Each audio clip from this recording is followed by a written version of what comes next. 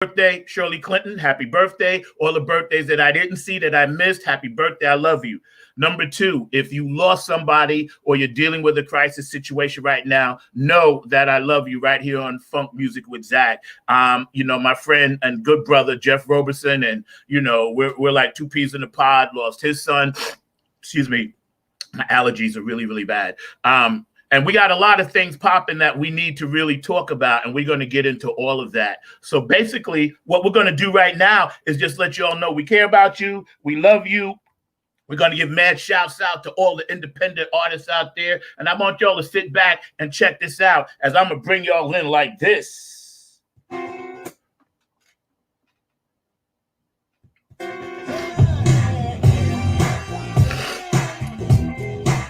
Get up, get up. Roll call. Yeah. North Carolina, where you at? Power of the one. Cincinnati, Ohio, where you at?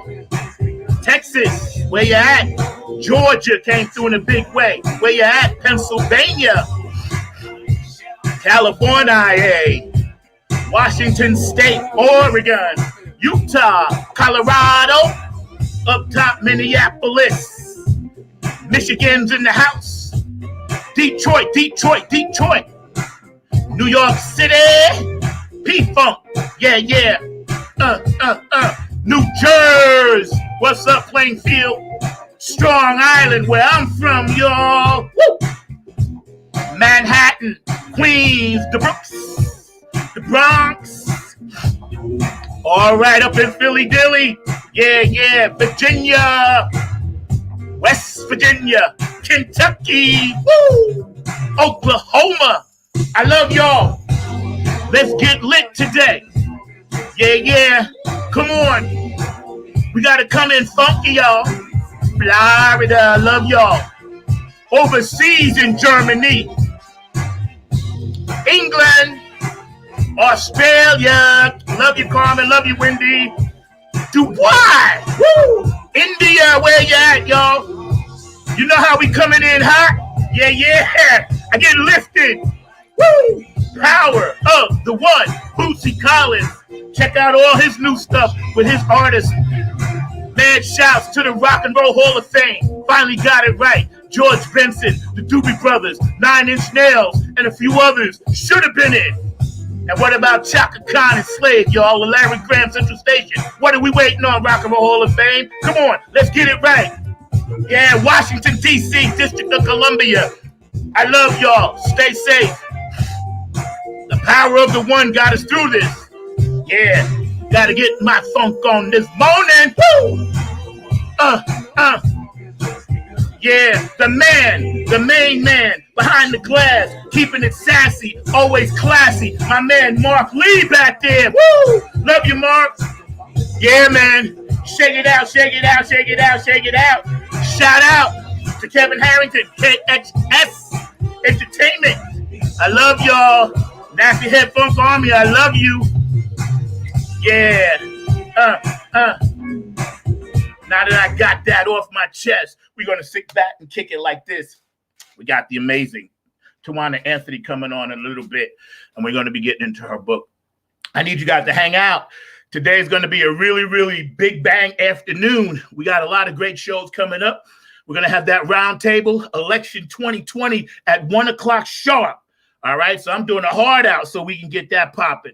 Then after that, we're going to have the amazing Alexandra May and her music cafes coming on. So we're going to have a really, really great Sunday afternoon on this Super Sunday right here on IBM.TV. And please don't forget to support the Dollar Store, Lynn Shepherd, and all our sponsors and our new sponsors coming on. We want y'all to come on, and the sponsors that are already here. We love you and thank you for doing everything you do so we can have a platform to kick it. I got to give special shouts out to Benevolent Funk and Otis Hawk working with me now on my shirts and things like that. So this is one of the prototypes. Y'all know how I roll. We got about several different types, maybe 8 different styles coming out. You guys see a lot of stuff about the funk and what the funk does and what the funk can do for you. So you know what the funk can do for you right now? The funk can do for you, go outside, get some fresh air, Get away from the noise. Get all that noise out of your head, and make sure that you guys take care of yourselves and take care of your families. Right now, North Carolina, it's fall season, so forgive me. I do have very bad fall allergies, and don't ask me why. I get them in the fall and not in the summer with everyone else, but that's because I'm not from this place. So let's get right into it. When we see the world, and I'm not going to tip anything on our 2020 show that we got election 2020 coming up at 1 o'clock. I'm not going to give anything away because I really, really want all my Funketeers and fans to check that out. But when we see the world stand up and, man, do what they did, it's an amazing ball of powerful energy. Speaking of which, I do have to thank my friend Chrissy Key, hooking me up with some serious ammunition to keep me safe. Thank you, Chrissy Key. I love you. And also, mad shouts to my friend Tish, Earth Monkey Energies, down there in Virginia Beach, just chilling. I think she's there.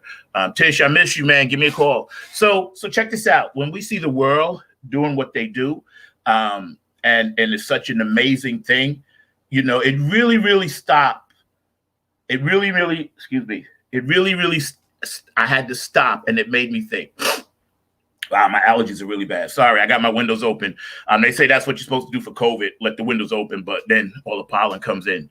It really made me think about two things, my daughters. Okay, I'm going to tell you a story while, you know, Tawana's getting on board. Hey, what's up, beautiful? Hi. How you doing? Can you hear me? Yes, I do. I got you. Okay. Yeah. How's South Beach? It was great. I'm back. You back? So you must, the amazing Dr. Tawana Anthony, you must have your own time machine because you get around like nobody's business. But I got to give you props for that. You know, let me take off my sunglasses so I can see you.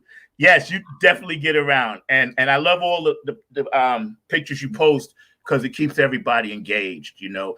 As I mentioned to you yesterday, again, here we have Dr. Tawana Anthony. She's amazing, good friend of mine. I'm so glad she's in my life. I love this woman.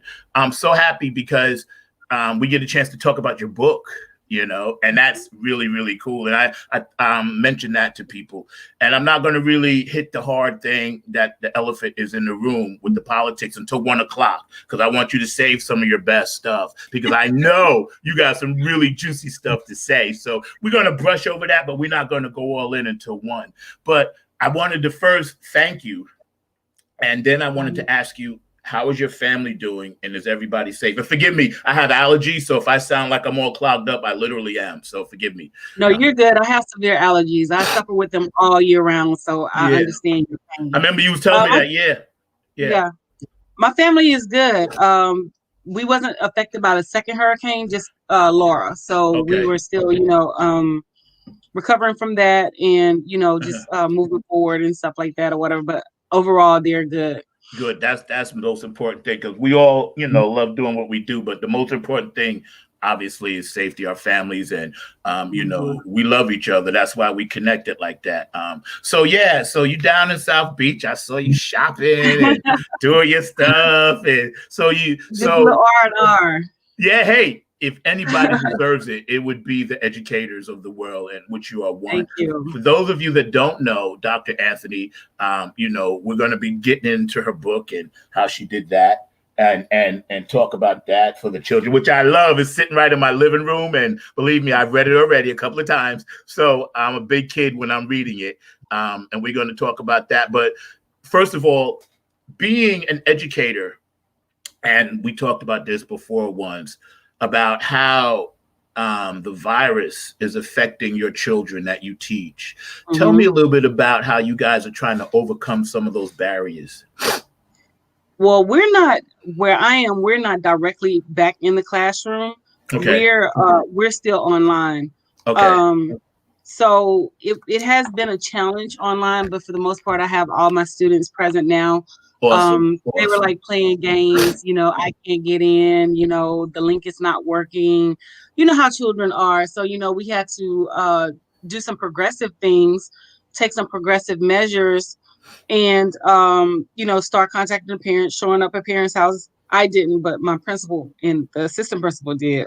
Mm-hmm. And just letting them know that we're tracking your child's attendance. And Yes. if your child doesn't show up, it's just like being in regular school, that you will probably end up in truancy court, and your child is potential to fail, the academic quarter, based off of, attendance.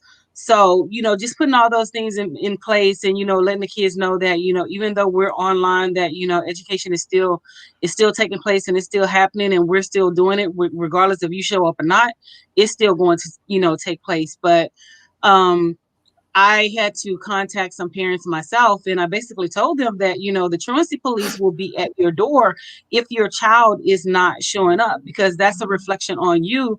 And, that's showing negativity towards, the parents. It's not showing negativity towards the school. It's Right. on you and your child. That's So, right. once, we relayed that message, and they understood that we were meaning business, we started getting over 100% attendance daily. Now I do still have some stragglers that are on entrepreneur time, so you know I love it. they come in later in the morning, but I prefer them to come get some school and then to miss all of it. But we're working Yeah. on getting those entrepreneurs on their entrepreneur time to log in at 7:45 so Right, they can right, be on. right, right. Yeah. You know what? I got to give all the educators in the country and the world a bad shout out, because you guys are totally crushing it. It's amazing that we Mhm. really kind of never missed a beat. I mean, up until maybe the first couple of months, and then summer came. But then from what I can see, all the school districts all over the country really, really did grind in and try to get it done as best they could. I was reading this thing, and I want your opinion about it, about the Native Americans, and how even though Afro Americans and brown children that are in neighborhoods that really don't carry a lot of Wi-Fi, I was watching this thing about the Navajo children, and how they're almost forgotten because where they are location wise. This one family said they have to drive like miles and miles and miles just to get to a pancake house, or Waffle House rather, to get free Wi-Fi. And then the Waffle House is nice enough to let the kids sit in there so they can get their work done. How do you think we as a country can go forward and reach some of these kids that are falling between the cracks? As an educator, what do you think we can do? This has been, an obstacle well before, I was in education. Uh, you know, um, Primarily, poor kids, rural kids, falling through the cracks, the academic achievement gaps. But the digital divide is something that we're facing now in the 21st century.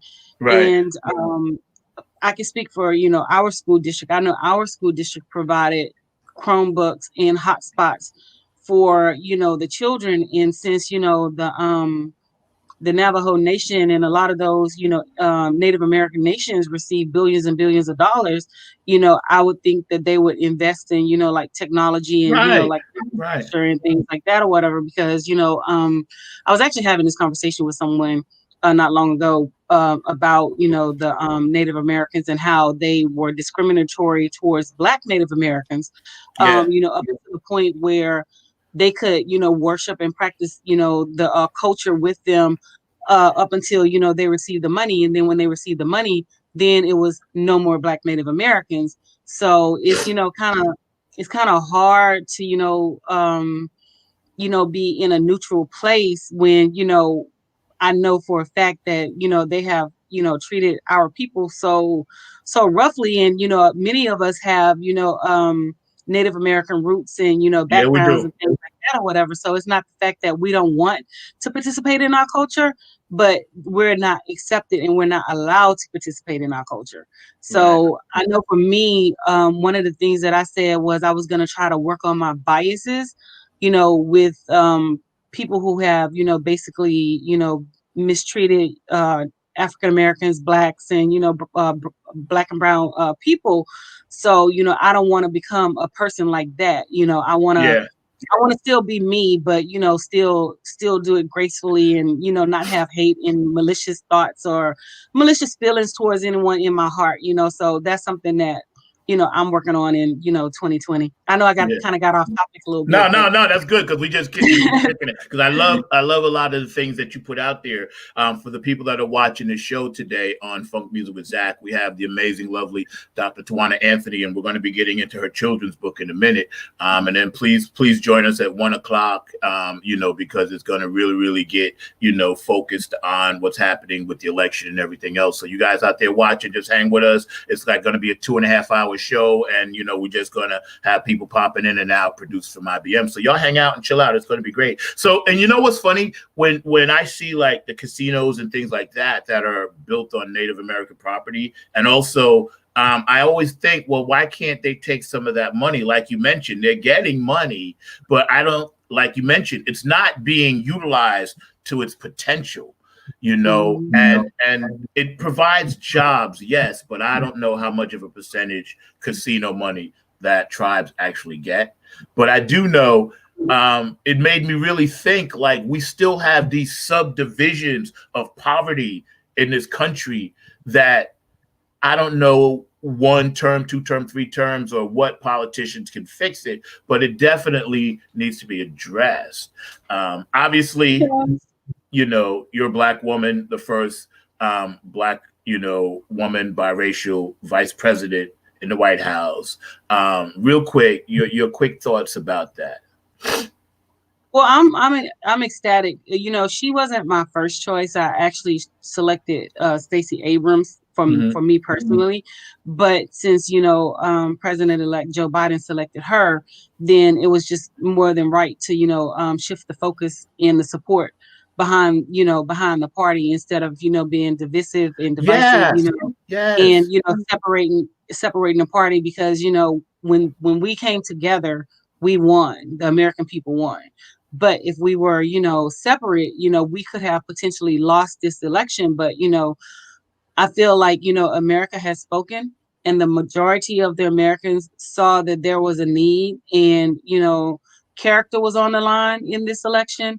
And a lot of things were on the line in this election. I mean, for the past, like administration, and I know I'm diverting off a little bit. No, you're good. You're good. For the past, like 4 years is always, I have a plan. I have a plan. Okay, so where's your plan? It shouldn't take you 4 years to, come up with a plan for, like Blacks, Latinos, for women, for, healthcare. It shouldn't have taken you 4 years. And then I was on a friend of mine Facebook page. I'm not going to put his name out there, but he was saying that, President Donald Trump was not racist. And I'm like, how can you say he's not racist when, all he has done is, spew racist antics and spew hate towards Black and brown people. And he basically said to himself, to his base, that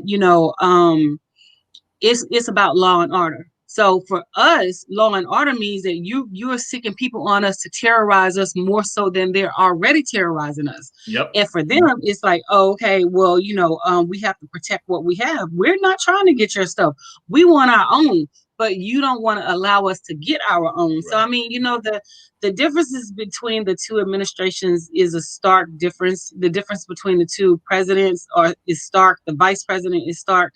So it just basically came down to, which side of the spectrum are you on? Are you on that law and order side, or are you on that social justice side? And social justice won today in America. Thank God, right? Because my daughters, and I tell you, you've seen them, and I talk about them all the time. And I was in the middle of my show yesterday, and I saw my daughter ring in, and I texted, "Hey, I'm doing the show." She was in tears, hysterically crying of joy. Now she's 16. She feels it. You know what I'm saying? And my little one, they were just so happy because Maya said something to me that broke my heart in a joyful way. She said, there's finally, someone that looks like me. Now that's a profound statement. Now she's 12, but still kids are watching. I always say this on a lot of shows. Representation matters. It does matter. It does matter. And for this to happen at the right time that it did, this is the very thing young people needed being cooped up in the house. They needed a feel-good story. America needed a feel-good story. And, you know, the way it went down, it was beautiful. I was so happy. And, you know, like I said, we're going to get into that in a little while with the whole roundtable. So save your best thoughts. But here we are with Dr. Tawana Anthony. And we're going to get into, first of all, her book. Here it is right there. You can find it on her web pages and her websites and her Facebook pages and all her social media outlets, right? At the Amazon. Okay, Amazon. There you go. Give me the promo. Mark, put that on the bottom for me, please. Amazon. You know? Is the easiest. So I first of all, I was when I got it, and thank you for the other goodies, because I've been using that seasoning on everything. I eat it on everything. Everything. I put it on my I put it on my eggs. I put it on everything I make, my chicken, everything. Yo, youthebomb.com. I'm telling you, you totally are.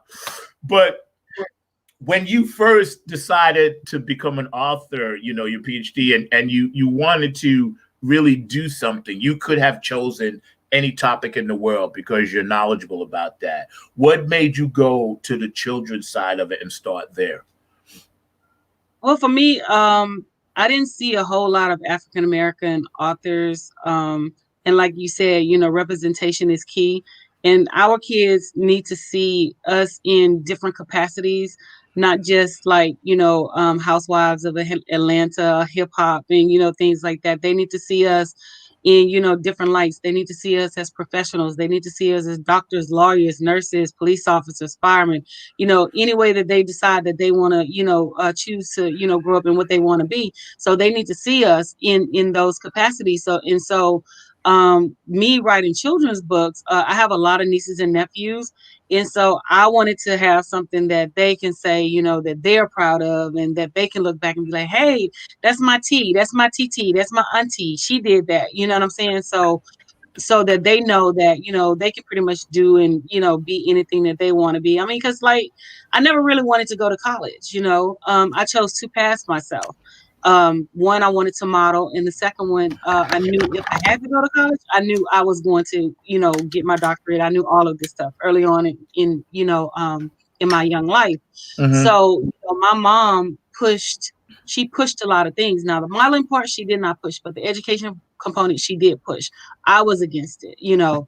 But you know, God has a funny way of doing things, and he has a funny way of reverting things back. So I don't think it was meant for me in that particular time to become, you know, a model or, you know, in that limelight. It was meant for me to go on this trajectory, on this track. That's right. And so this is where, you know, this is where God has put me to be. Now, who's to say that, you know, I might not end up with a modeling contract or something, you know, later on in life, because you never know, you know, what God has in store and what God has planned for you. But I know for now, this is where I'm supposed to be, because I've tried to leave, you know, like education and what I'm doing, you know, for many years. Because I mean, you know, it gets frustrating. Yeah, it is. And you know, it can be taxing, and it's always something that happens that always, you know, bring me a whole 360 back around to be like, this is where you're supposed to be. This is where you're needed, you know. So for me, our children need to understand that they need to hear stories like mine. They need to hear stories like yours to, you know, let them know that, you know, it's not going to always be, you know, the easy path taken, but sometimes it's going to have some rough edges, some, you know, rough patches and things like that. But at the end of the day, you'll get there. Because, you know, a lot of like the millennials, and I tell them I tell them this all the time, that, you know, you only see the end results. You see me, you know, enjoying life. You see me, you know, taking trips. You see me with a nice car. You didn't see the struggle that I had to endure to be able to, you know, get those things. So. Yeah. Perseverance is one of your strong traits that I picked up on right away when I first met you up in DC, you know, and we were talking about your book and everything. And I was like, wow, you know, all the way back home, I was just formulating your stuff in my head because we talked about a lot of things after your show that night. And when I got it and I looked at it, it kind of teared me up in a happy way because, again, you know, this is tangible. This is something that people can grab. You know, it's out there. You know, it's not just talk or I'm gonna. You know, you actually did and you do. And with the message, and also to your amazing illustrator, Tyrus Gaucher. Gaucher. Yes, I have Tyrus to tell Gaucher. him. Yes, please Maybe tell you him. can get him on the show one time. I'd love to have him because we do a couple of things here at IBM, but I'd love to have him because I was looking at it and I was looking at the cover and I was like, they totally went all in on NOLA, right? Because I see the little emblem, right? The same thing. He did a lot of detail work. Look, he and I battled about this book, and he'll Really? tell you we battled. And the funny thing about it is, like, my book was supposed to come out way back when President Obama was in office and things like that. So I went through, like different illustrators and things like that. So I just got to praying to God that, he put somebody in my life that, could see my vision and that could see my book come to life. And believe it or not, I met Tyrus on Facebook. Okay. And he and I've been kicking it ever since, friends. Like I said, we battled about that book, and I'm like, look, I'm from Louisiana. I know what I want. I know what it's supposed to be. Right. Louisiana. So yep, because I was looking. I didn't mean to cut you up, but this here in the corner. Wait, let me try to get it to the camera. That emblem where my finger is right there, the Mardi Gras thing. Yes, I was like, yo, that's deep, that's deep. And it does, and I didn't mean to cut you up, but I just wanted to say this. It does give a sense of culture and where you're from and community about New Orleans. And as soon as I saw it and the colors, I was like, that's straight up Mardi Gras. I was like, yo. Let me correct you. I'm not from New Orleans, but I love New Orleans. I'm from Natchitoches, which is the oldest settlement in Louisiana, from Natchitoches Parish. But I did want to capture, the essence of Louisiana and the essence of, things that, our culture participates in and what we do. So, Mardi Gras was one of those things that, just stood out when I started, like writing the book. And then when I started, seeing the illustrations and my vision come to life, and then I'm, writing and marking, no, it should be like this. It should be like this. I was like, look, I can't get this wrong. I'm from Louisiana. We got to get it right. We got to get it right. Right. So, the essence of our culture and what we do is a part of, creating Roscoe in the book. And speaking of Roscoe, I have 2 additional books that are coming out. Awesome. The Enchanted Columns is about Natchitoches and where I grew up. Okay. And Roscoe and the Wild Cactus Kevin Yang is about him visiting Arizona, and he's in a duel with the cactus because the cactus feels like he's on his territory and he shouldn't be on his territory. So now they're like at the OK Corral, and they're about to shoot it up and have a duel or whatever. So that's what that's about. And, I love it. I love the hat. I love the cane, and I was like, that's straight up stepping, man. And again, here we are hanging out with the beautiful, amazing, lovely Dr. Tawana Anthony, PhD. We're talking about her book. It's on the bottom. You guys can go down there and check it out on Funk Music with Zack on IBM.TV. And please stick with us, man, because we get ready to go all in at 1 o'clock. I'm hoping that you can stay with us for a little bit, Dr. Anthony, because we'd love to have that. Yeah, I'm going to stay with you guys for a little bit. I'm tired. I know you are. After I do both of your shows, I'm going to take a nap. I literally just walked in the door before I logged on, and I'm like, you know what? It's gonna be what it's gonna be. Let me throw on some lipstick or something, and I was like, hopefully the hair will be okay on camera. So. Hey, let me tell you, you're beautiful and you can still model. So go get it. All right, I'll be the guy standing on the side of your security, keeping them back from you if you need me. I'm healthy now. You know what I'm saying? I got you. Where did you come up with the name Roscoe? Who's Roscoe?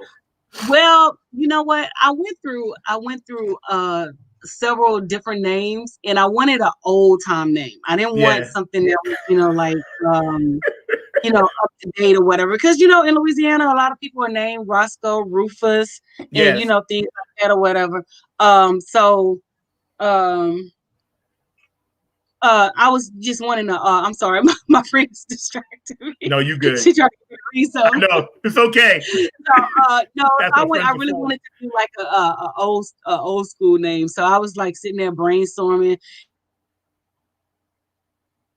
and so at the time I just bouncing names off of him, and so we finally just decided on Roscoe, and it just flew. It was fluid and it flowed with the the storyline. So. That's how I came up with Roscoe. Yeah, I love it. And when you guys finally decided on the cover, and you went through many different opinions back and forth with your illustrator Tyrus, and when you finally had it in your hands, that feeling, I'm sure everybody in your family was really proud, extremely proud of you, as you would be for yourself. And now that it's out, Amazon is huge. That's like the #1 selling platform in the world. So congratulations on that, because yeah, straight up, this is where we are now. And children have a profound effect on us as adults, and sometimes we forget the little things matter to them. You know what I mean? And the little things that you talked about in the book, and how the character itself, because I read the book, I was like, yeah, that's been cool. How the character itself, was just doing all these different amazing things, man. Were some of those stories from actual children that you knew, or you just created the whole thing from your head? I just basically created the whole thing from my head. So you don't know this side of me, but Curtis, comedian Curtis Gaskin, he knows this side of me. So we have this standing joke that I never sleep. So I'm pretty much up, like all the time. And so when I have like thoughts, God give me like thoughts and feelings and stuff like that. I keep a notebook in my bed or right beside my bed, so I can jot down my thoughts, so I won't forget them the next day. So when I get those feelings, those urges and things like that or whatever, I just write them down, and and I just want to just say that I thank God for everything, because without Him I wouldn't be where I am today.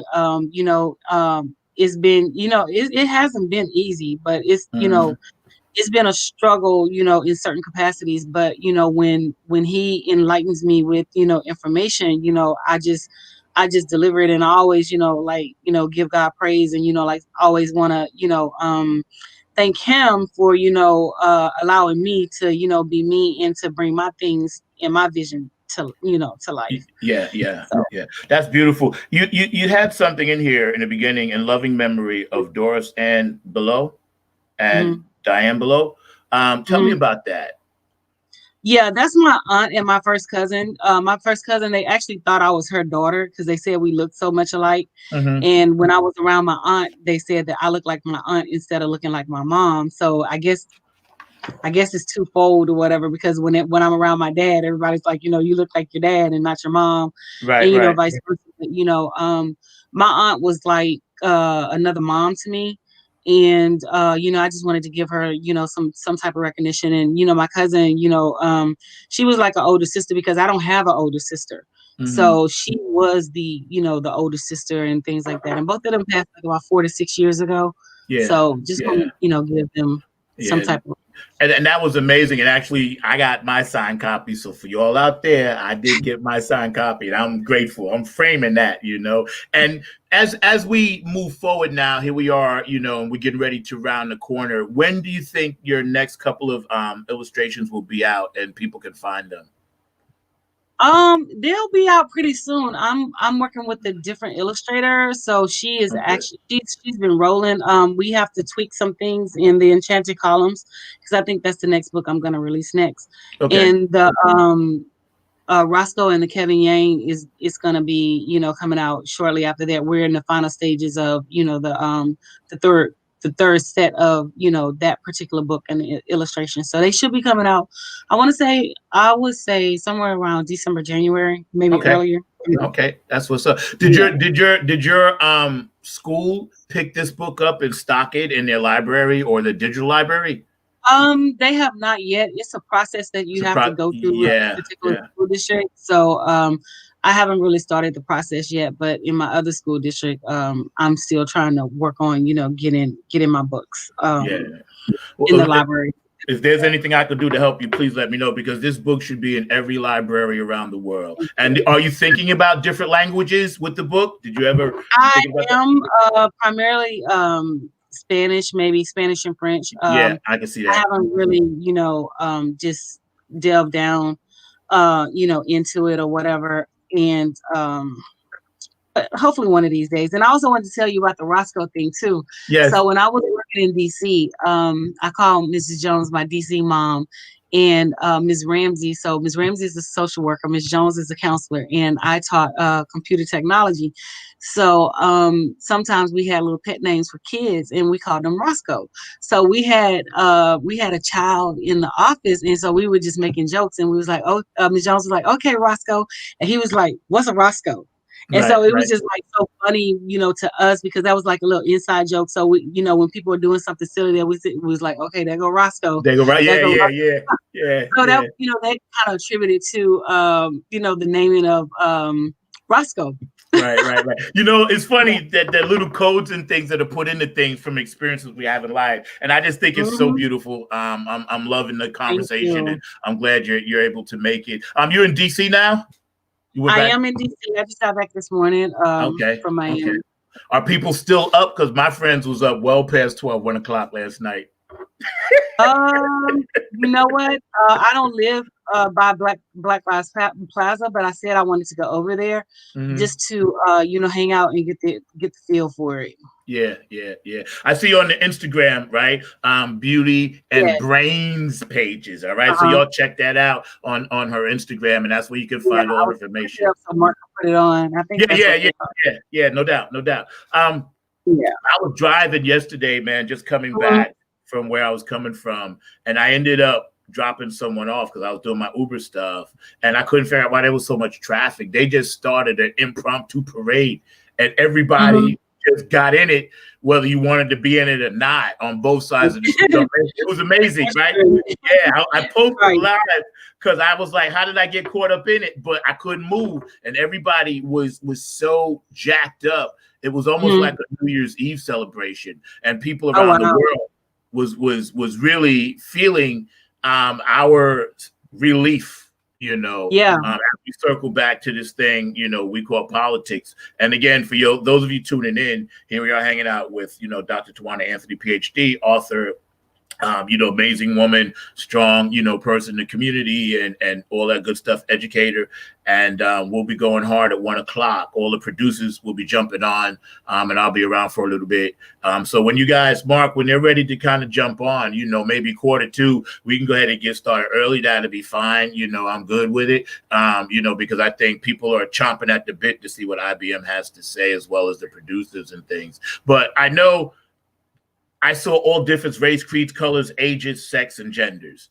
And Mhm. that was the same thing I saw because I went to 5 different protests down here. And it was Mhm. the same thing I saw. So I actually can say that energy is still out there. And maybe you can give me your opinion. I'm urging young people to really take local political issues seriously, because at the local level is where we're going to change things in our town. Mhm. That's my personal opinion about it. What's your opinion about that? No, that's absolutely correct. They're looking at it in a like a tunnel type vision where they only see the importance of the presidency. It's not only the importance of the presidency, but like you said, local and state elections as well. Because let's take this former administration. A lot of people did not think that President Trump's presidency was legitimate, but we had to deal with it, even if they didn't think it was legitimate or not. But in the same sense, this man was allowed to put 3 conservative Supreme Court justices on the Supreme Court. Not only did he do that, which is going to affect our young people for lifetimes to come, but he also appointed a lot of federal judges at the federal level who are also going to remain in those seats until death.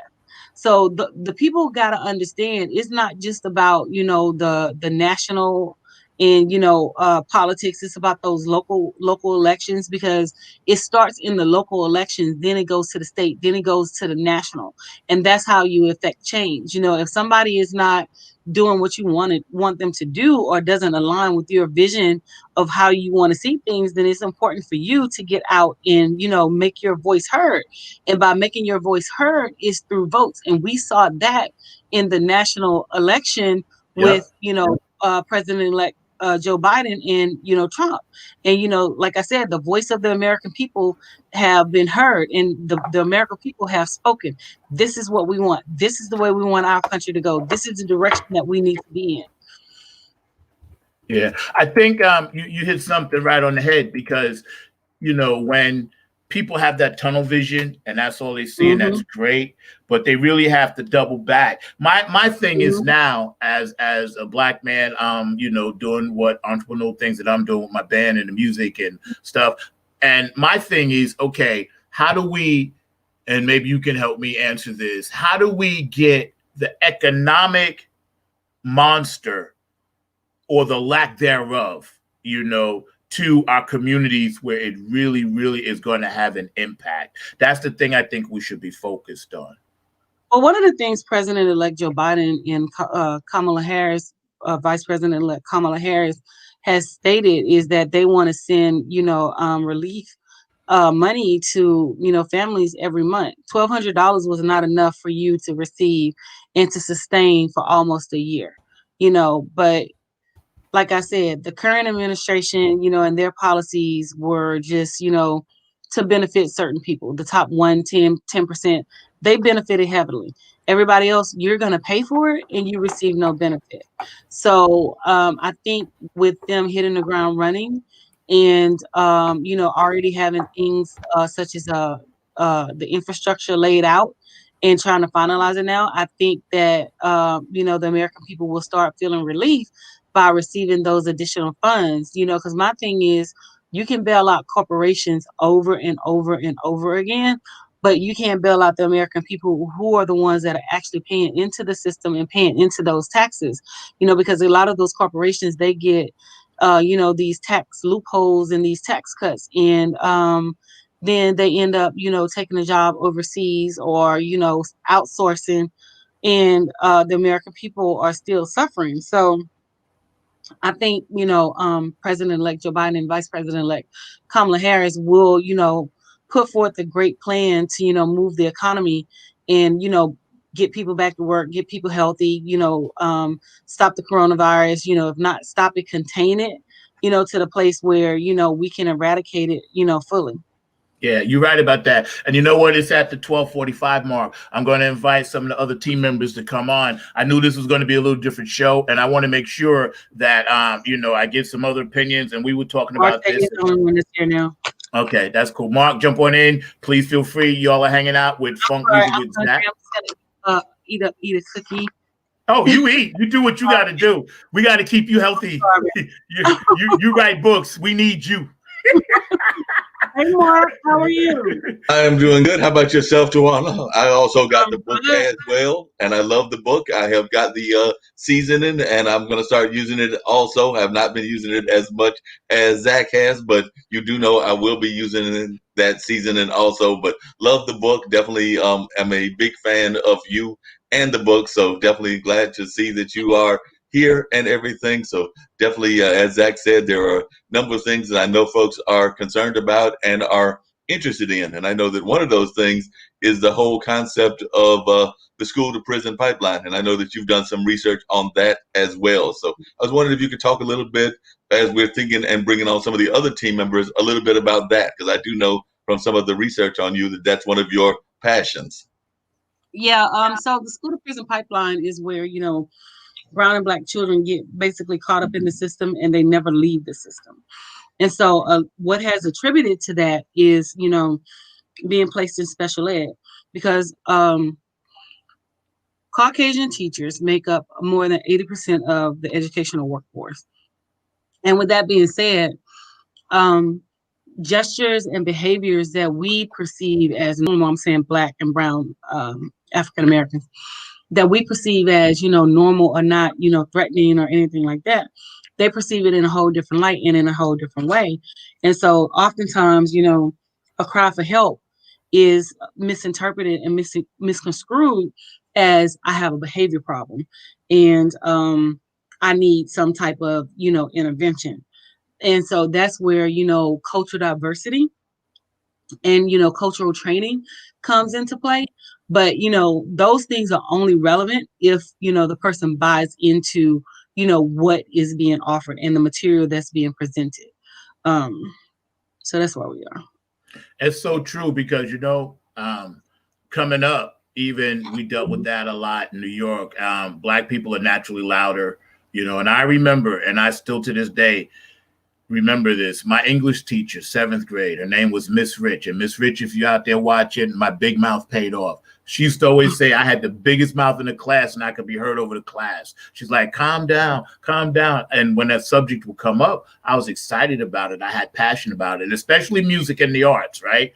And she used to put me in the hallway. I used to get punished just for talking louder than everyone else when the whole class was talking, but only because she could hear me because I had a loud voice. So if you're out there, Miss Rich, yes, I did become a funk musician and I did do my thing. So that's for you. But you're right. And she singled me out and it made me feel some kind of way about myself. I felt really, really bad. And I used to be in the hallway crying. Why did she just single me out? And it was simply because I came from a bigger family with a lot of Black people around. So we all had to speak louder. And I'm glad you brought that up, Mark. That's very cool. Thank you. Mm-hmm. No problem. I know that's been a real big issue throughout teaching. And like I said, I've got some family members that are teachers as well. As a matter of fact, teaching is very much an important part of my family lineage and everything of that nature. So could you talk to folks about the importance of teachers? Because I'm a big fan of teachers around society. So I'd love to hear you talk a little bit about the importance of teachers. Well, teachers are underappreciated and undervalued, and people don't realize that they think that we're actually sitting at home and doing nothing. No, we're not sitting at home and doing nothing. We have to plan for your child. We have to plan for, unexpected, situations, even, right now online. We also have to plan for the parents and plan for constituents as well. And, a lot goes into preparing, like one lesson to get it, digitally ready for, to present for the kids. So, I mean, like I said, people think, our jobs are easy. Can't just anyone be an educator and be successful. That's right. They think, like I said, they think that we don't do anything. A lot of parents are talking about, they should be getting paid because they're the ones, teaching their children. But my thing is, the parents are the first teacher. Mm-hmm. So, education starts in the home. It doesn't start in school. It starts actually in the womb, And so, especially the mom, you are the first teacher. You're the very first teacher that your child would interact with. And the foundation that you start and that you lay into your child is where we pick up when they come to pre-K, kinder, and, so forth. So if that foundation has not been laid or, there's some sketchy little edges there, then, on the education side, we're going to have problems. And a lot of the things that I was experiencing with this virtual learning is that the parents are blaming me for everything. Yeah. When their internet doesn't work in their home. Oh, Dr. My internet doesn't work. It's your fault. If their child's computer freezes up, if their child can't log in for some reason, it's always my fault.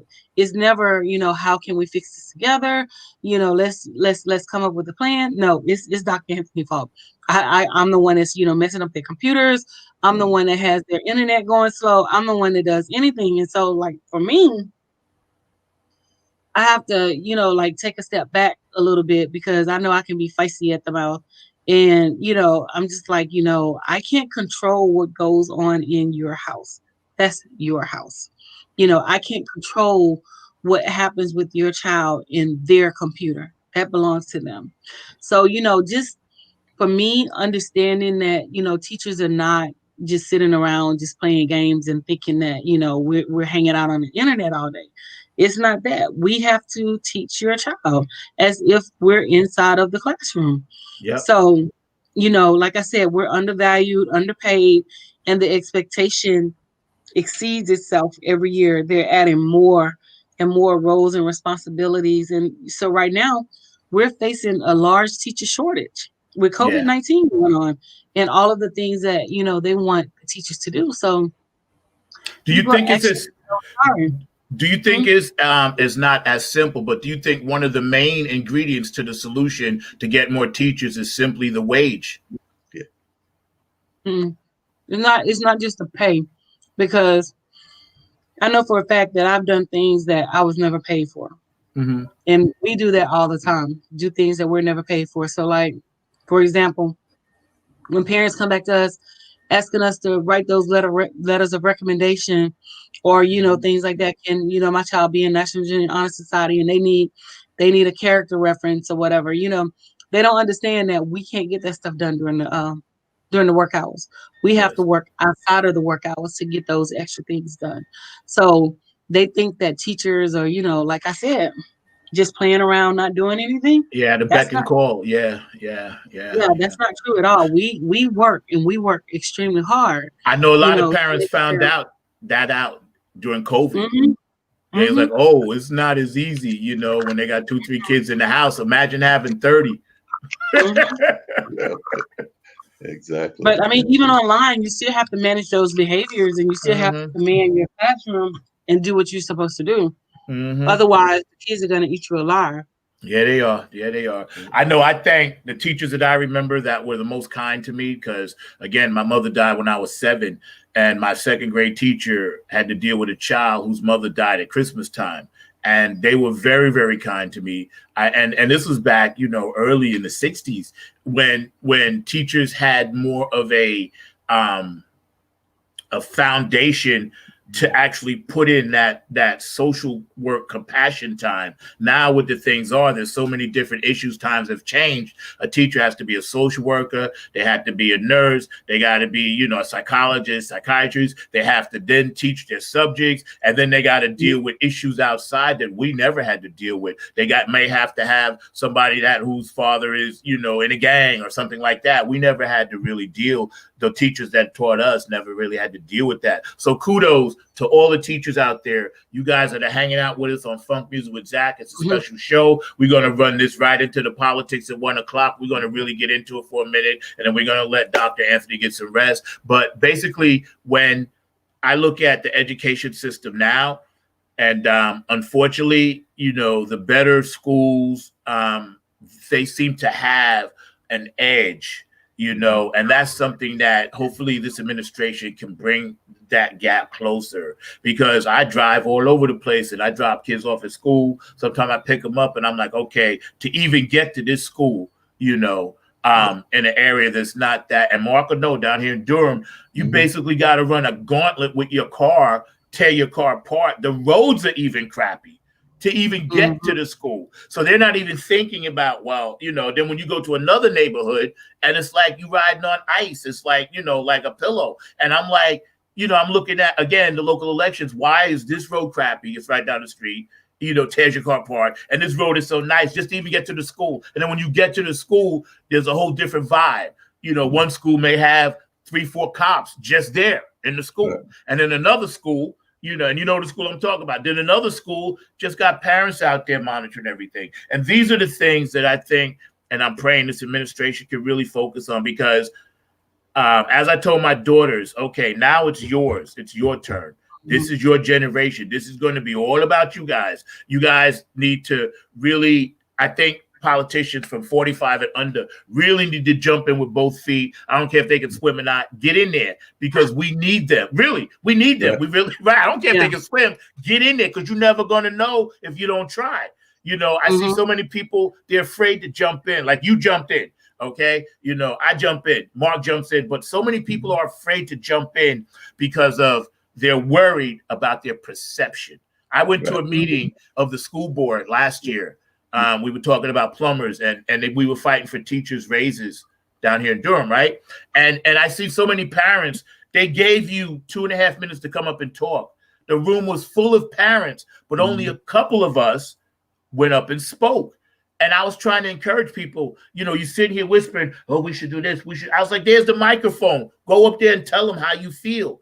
And why do you think that is? Is it because people are intimidated, or they don't think nothing's going to get done? Why do so many people sit on the sidelines instead of get bloody in the game? I'm not sure about that, but we can take that further than education. We can take it to like politics. A lot of people stood by and didn't vote, and we ended up with Donald Trump or whatever. But it takes, a strong person to, step up out of their comfort zone and to, speak up when when they're seeing wrongdoings. So, even with the educational component, parents need to step up, support the teachers, and, basically trust the system. With trusting the system, and this is just my own opinion. Trusting the system typically works, and it yields the results that you want. Whereas not trusting, and you're just all over the place, and you just seem like you're a voyeur, Right. or something. You know what I'm saying? Yeah, So yeah, yeah. yeah. Mark, what was you gonna say about Mr. Trebek? I was going to say that I had, and I think that Dr. Anthony had also recognized it. Yeah, Alex Trebek actually died earlier today at Oh the age of man, 80 and died of pancreatic cancer. So that's how he passed away. And definitely, I'm a big fan of Jeopardy we and all are. words and things of that nature. So definitely, that Mhm. is a great loss to society, but definitely has led a great life and definitely did a lot of things in terms of even encouraging people to think about the written word and things of that nature. So definitely, I know a lot of folks that even improve their vocabulary based on watching Jeopardy and seeing some of those words that he and questions that he came up with. I loved, Mhm. even though I could barely score at all, but only the music and sports I was good at. But I used to watch Jeopardy, come home and watch this guy, and at first I thought he knew all this. Then they came out, no, he's just reading all this off the cards. Because I was like, man, this guy Right. is super smart. But that's a loss out there, you guys know. And also, I wanted to mention something really fast. It's important before we got 2 minutes to 1 o'clock, right, Mark? And then we're going Yes. to kick it with Dr. Anthony about what happened in the election. But the Doobie Brothers finally went in Rock and Roll Hall of Fame. My man, Mr. George Benson, finally went in. 9 Inch Nails and a few others. So kudos. Thank you to the Rock and Roll Hall of Fame. You still missing Chaka Khan. You still missing Larry Mhm. Graham, Grand Central Station. You still missing Slave. You still missing a lot of people. Oh, Whitney went in too, right? Yeah. Yeah. Yeah, Whitney went in, right? Yeah. So, I don't get the Rock and Roll Hall of Fame, but I understand the process. But listen, y'all got to step your game up. That's all I'm going to say. Y'all got to step your game up. There's plenty of people out there that need to be in. And we know who they are. So as an independent artist, music, I'll never be in it. But damn it, I know people that's already there because I hang out with the P-Funk. So Mhm. the monkey and elephant and donkey and all this other stuff in the room. We have a new president, thank God. Yes. Vice President Joe Biden's in the house. So Mark, I'm gonna let you take it. Thank you guys for watching Funk Music with Zack. We're gonna roll right into one show and roll out of another show. Again, our guest today on Funk Music with Zack was the amazing Dr. Tawana Anthony. Please go buy her book and look for her future books that's coming out. This is called At the Gator Park. And you can see I have my own personal signed copy, which I treasure, with all my heart and soul, because that's love. When people express Just to themselves let in you a know, way. you're not the only one with a signed copy. I'm not the only one. No, I'm Just to only let you messing know. with you. I know that. Thank you, Mark, for bringing it to my attention. I'm jealous. His handwriting looks better than mine. Look, I'm sorry. You caught me on a bad I'm day. messing with you. I'm totally messing with you. But yeah, I like to laugh. But yes, when people spread their love around like that and share it, that means the world to me. I have a lot of things that people have given me, Dr. Anthony, and believe me, that goes on my top treasured things. I appreciate that. So, Mark, I'm gonna let you go ahead and take this show and run with it, brother. It's 1 o'clock. I hope all the producers come in and join in, like they said they were going to do. Maybe they're backstage. So when you guys are ready, y'all can pop in. We're just gonna kick it, man. Here we are. Y'all have a great day. Funky Music, Zack. Mark, it's all you, brother. All right. Well, we'll be waiting for those producers to pop in like they said they would, and we'll see how this all plays out and everything. But Dr. Anthony, Mhm. yeah, definitely give us your philosophy and your thoughts about us electing this great historical election and what your immediate thoughts are about the election, particularly as Kamala will be the first woman of color as a vice president, and any of your other thoughts that you'd like to share with folks. And I know a lot of folks are also concerned because I remember when Barack was elected, a lot of folks were talking that they wanted immediate change. And being in the Washington area, that a lot of times folks have to be patient even with the change they want. So I'd love to hear some of your reflections and your thoughts on what I just said. Well, like I said, Zach, the American people have spoken. So the voice of reason is there. They voted, President-elect Joe Biden and Vice President-elect Kamala Harris into the office. And, this election, was centered around character count, content of the person. And, the majority of the people chose, decent character over, what we have now. So I'm not sure, but all I can say is, we'll see you later in January 20th. We have a new president. I mean, everybody was, like ecstatic, really happy for her, and stuff like that. And to see a black woman as VP, that means a lot. That means a lot. It's heavy. I've been very fortunate. Our generation, you, me and Mark, we're all different ages, but we've seen the makings of the first Black first family with Barack. Now we've seen the first Black, Asian, Indian, woman as vice president, and just think about all the things that we've seen since we were little kids, how technology has taken off and all of this stuff. There are a lot of different things that are in the good book that talks about change. And I kind of think that's where we are in the midst of that change. I'm glad that it happened the way it did, because I just don't want people to get all freaked out that are on the other side, because they don't need to get all violent and act even worse than what they are. You know what I mean? So I'm glad it's all beautiful. Here we are hanging out with Dr. Anthony, waiting on some other people to pop on and give their opinions about everything. But, it's nothing but a party right now. But we do got to get down to economics, especially the minority communities. That's where it's going to hit us. That's what we got to do. I still have to go to work. Everybody still has to go to work. How do you think, Mark, we're going to be getting through this COVID thing? I know Joe's laying out a plan. He mentioned, actually, our president, I should call him Joe because I don't know him that well, but laying out a plan, and he said it's going to be rolling out in January about the COVID, and he put together a team of doctors, scientists, and things. So what do you think? I think that it's definitely going to be a stronger plan than what we've seen coming from 1600 currently. Definitely, it sounds like it's going to be rooted in science, and that's definitely what he's been talking about the entire primary, during the entire election campaign and everything else. So I definitely think that it will be rooted in true science, and it'll be a plan that is done fairly and effectively. I think that there is a vaccine that is put out there that they'll make sure that it's well tested. I know a lot of folks are still concerned about the nature of a vaccine, but I definitely think that whatever is created is going to be something that we all can feel comfortable with. And that's the way that the impression I'm getting is that it's definitely going to be laid in that sense of being a well-developed plan. But Dr. Anthony, what do you think about that? Do you think that is that where you're going as well? Do you think that it'll be something that's more rooted in science than some of this speculation that we've had currently out there? Oh yeah, most definitely. He's already meeting with, like the top science officials to see where we need to go and, how we can, get this contained and, shut it down. His plan is a stark difference from the stuff that Donald Trump came up with. To be honest with you, he has, like left field things. I don't know how to, how he even, formulated that stuff. But, like I said, President-elect Joe Biden and Vice President-elect Kamala Harris, I think they're already, hitting the ground running. And so a lot of things and a lot of measures were already being placed. So President-elect is just going to expand upon the Affordable Care Act. And those that do not have the insurance, they can, go and get their insurance. And the other people who don't want to give up their insurance can basically keep their same insurance without, having a penalty or, anything that's being affected. Yeah, I agree with you.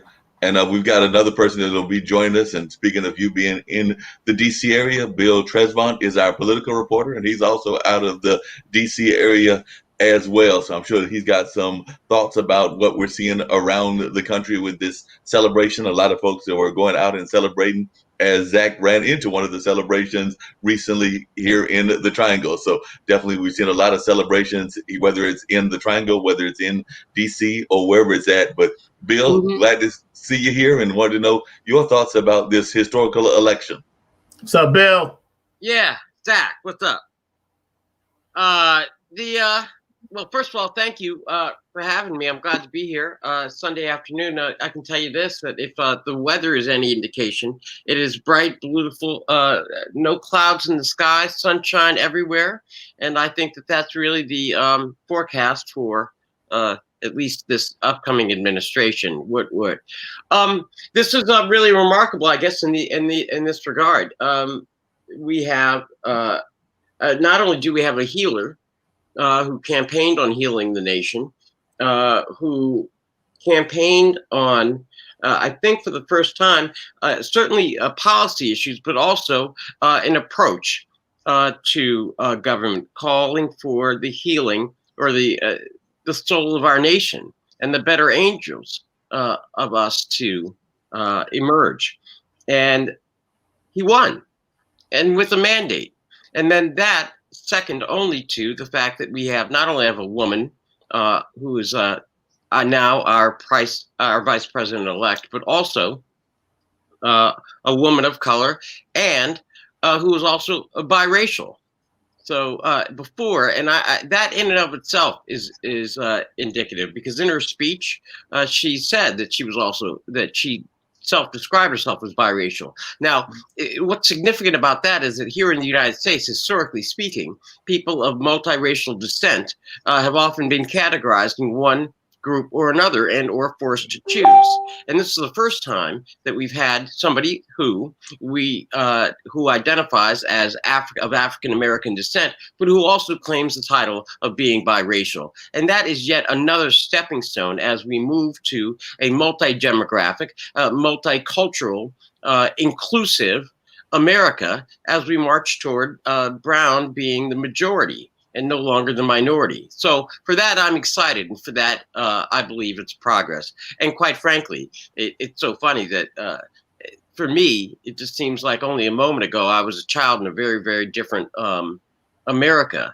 But now we are the stewards and the custodians of an America that we are going to be passing on to our children. Amen. Which is going to allow them to be who they are, and more importantly, who they want to be, without the same kinds of constraints that I know the three of us had to fight with when we were growing up. But Zack, I'm interested in your ideas. Well, first of all, Bill, I wanted to give you total props and credit. You the top dog. And I'll tell you why. Tuesday night, when we were sitting here on the panel till 12:15, you were the only one. And again, people could go back and watch the show.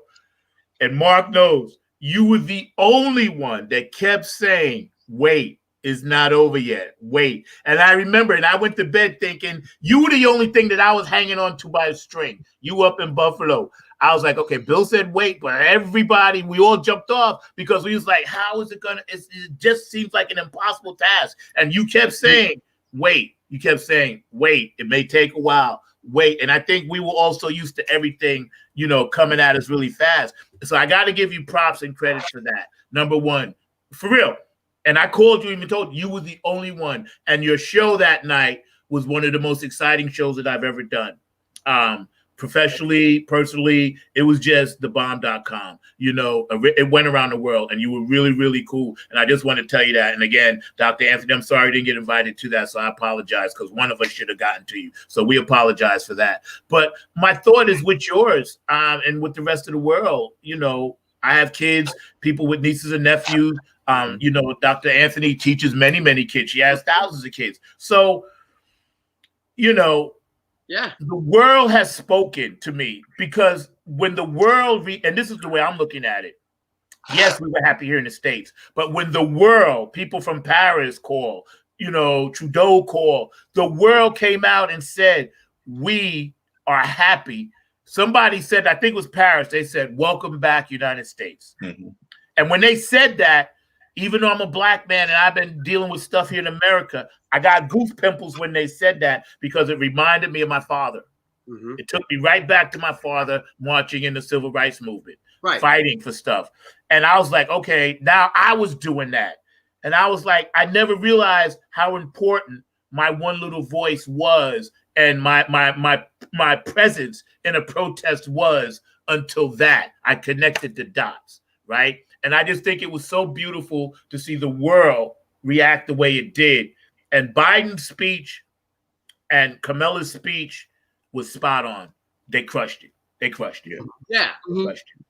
No, I thought those were some amazing speeches, and they definitely mentioned some things that, as far as I know, had never been mentioned before in acceptance speeches. And folks have been talking about that because it was the first time that somebody actually in an acceptance speech mentioned the disability community. And I wish that when Charles was here with us to talk about that, but I don't remember anybody mentioning that before, or even the transvestite community as well. So definitely they mentioned the trans community also. No.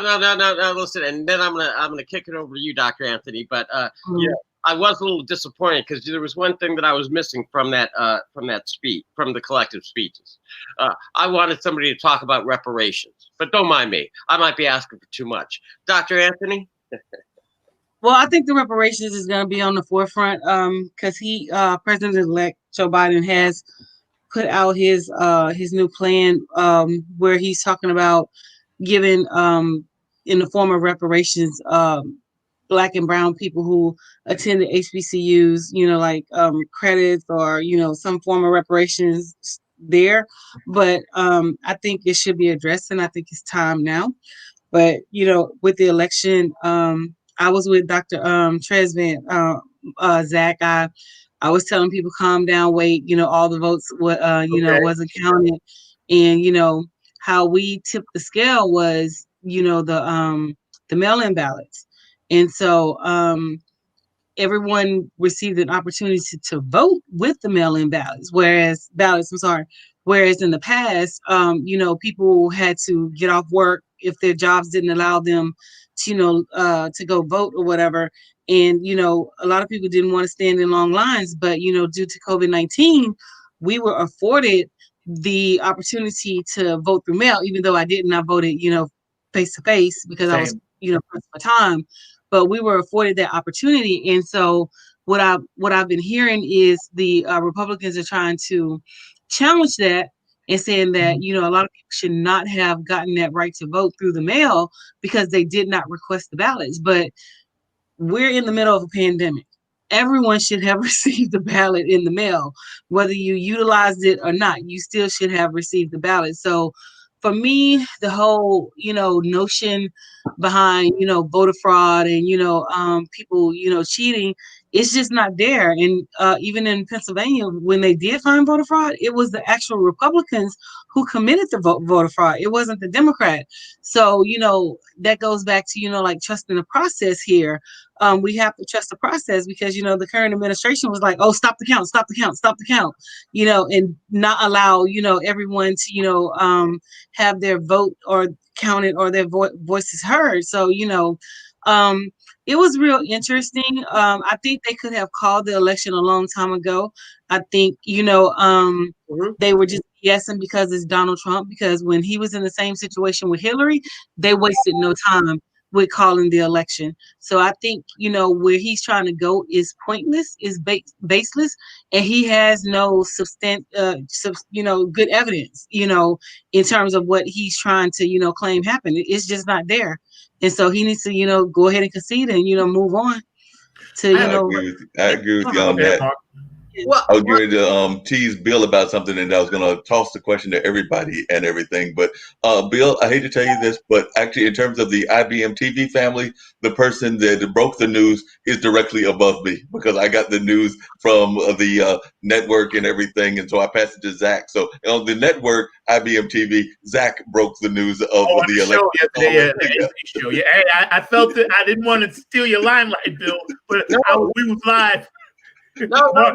We were all set. I mean, because I'm in the middle, and I tell people when I'm on my phone in the car, I can't respond back to you. But my daughter called, and then Mark said, text me, whatever, right? So I was like, something big must have happened, and I knew what it was. But I wanted to ask Bill, like, why do you think, and you know these people, you're Washington Insider, man, that they have not conceded with a professional speech yet? This is what is on everybody's mind. Okay, two things. First, I just want to pick up on a point that Dr. Anthony made, and that is this: that I think that, well, let me do that point and just make a note. They could have called the election for Biden literally on Wednesday when they saw the emerging trends in Arizona and Nevada, because that would have put Biden at 270. Okay. And that would have been the end of the election, because then it would have been Biden, regardless of Pennsylvania, North Carolina, and Georgia, because those were still out. I think that there were a couple of things, and it's something that I think we ought to at least recognize. Because one of the benefits of being here on IBMTV is that we get to say the things that the other 5 networks won't allow the rest of America either to consider or even understand. And that is that all the other 5 networks had invested millions and millions of dollars into this election, moving their studios, building brand new things, selling advertisements, all this other stuff. They had essentially their own political industrial complex built up for this. And they were waiting for, and they wanted some long drawn out protracted battle. They had hired all these lawyers, all these commentators. And then at the end of the day, when the American people started to speak, they were sitting there and they were caught flat footed, because the American people spoke and said, hey, that's it. And we're talking Arizona and Nevada. But everybody was like, oh, no, let's wait for Pennsylvania. Let's wait for Pennsylvania. And then even when Pennsylvania was clear, they were like waiting for Pennsylvania. And why? Because it made for a better story. Oh, all of a sudden, Pennsylvania puts Joe Biden, because he was from Pennsylvania, over the top, and it got them 4 or 5 more days. So that was just sheer commercialism. But Dr. Anthony, you're right. They could have called this election. They could have called it earlier. They could have called it on Tuesday. Now, that having been said, Zach, with regard to you, hey, brother, listen.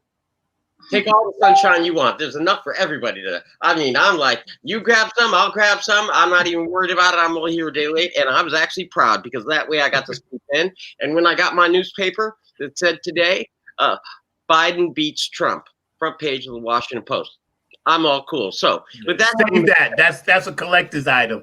You know, I bought a newspaper for my daughters and wrapped it in plastic when Barack won. And I said, listen, I may be dead and gone, but one day you're going to look back. This is his story. I bought 2 newspapers, right? And we was living in Virginia at the time, and I wrapped them. I said, don't open this. Whatever you do, put it in a safe place. Make sure you keep it, because this is history, And it's funny you mentioned that, because we don't get our news from the newspapers anymore, but it's still significant. Still significant. When you see that, that's how it used to be. Yeah, I mean, because I'm sorry. No, go ahead, doctor. I mean, it's funny because we had trusted news sources before we got a fake president. When we got a fake president, we ended up with fake news sources. Illegitimate this, fake that, fake this. So my thing is, you're the only one. Donald Trump is the only one that's spewing out the negativity and the fake this and not trusting the system, because you knew you cheated in that first election. Yes, he did. You knew. You had people hack those voting machines and change the outcome of those results. So this is your response, because you knew what you did to get elected and to become the basically the highest person in the world to a certain degree. But with his antics and his level of not understanding anything, diminished us to a point where it was almost irreparable. In a sense, on the world stage, we're left to stop, and he doesn't understand that.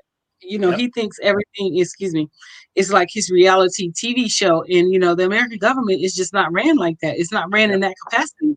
We have to think about, what's best for, the collective body as a whole, not what's best for, me, my friends, and, my kids and things like that. And then speaking of his kids, he tried to push everything off on, Hunter Biden, with these fake, laptop, these fake things, but your children are just as guilty. So, how can you call this man child, X, Y, and Z, but you're not calling your own children, the same things, and your children has benefited significantly off the presidency.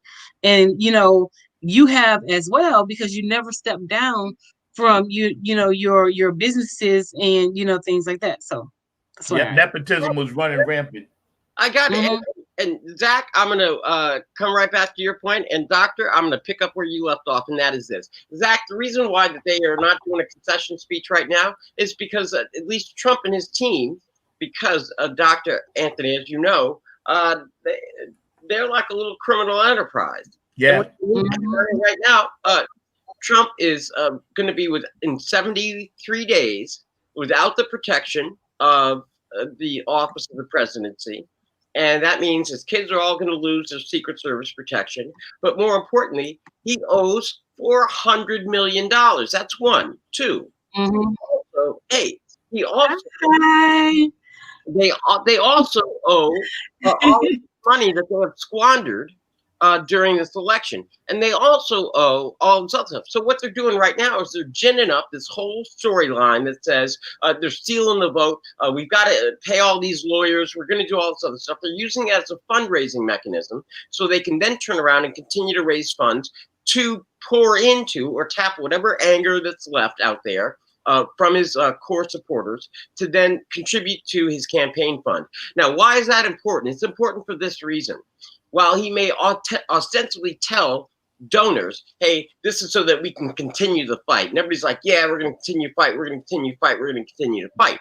However, the campaign donations are not necessarily required to be expended on the fight. Rather, they can be used for any kinds of expenses the campaign deems necessary. And that includes paying off old debts or debts that they did not raise the money for. Or because remember, all the Republican money is leaving now that he's gone. There's nothing more ruthless in the Republican Party than a loser, and that's a loser without money. And now he is a loser, and he's without money. And in 75 days, the Republican Party is not going to care. So he's got to start thinking about how he pays off his campaign debts. And just as a point of interest on this one, and that is this: that he is the president that sought to have the Justice Department intervene and replace his private lawyers, defense lawyers, where he was charged with defamation and rape by the reporter from Elle magazine up in New York.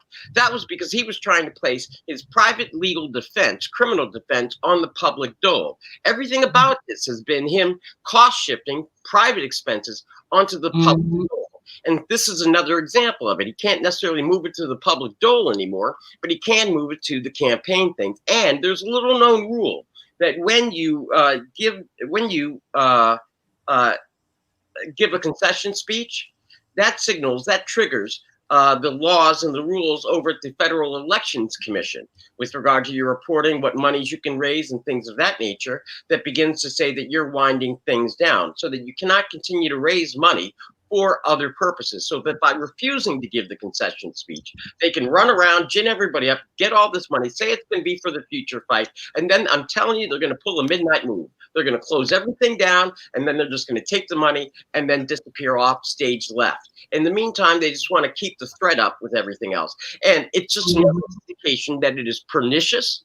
It undermines the trust. It makes the job even more difficult for Biden and the administration. And it really is just the ultimate sign of disrespect and gracelessness that he has to leave the White House. I remember when they were talking about Bill Clinton, and they said Bill Clinton, when he left the White House, well, he was taking to China, he was packing everything up. So, I mean, that was nothing. That's just stuff that they all did before. This stuff with Trump is just, it's just going to be off the hook. But don't mind me. Sorry, I'll be quiet. I mean, I'm learning. Hi guys, and you know what, Dr. Anthony, I love the book you gave me, and I just love.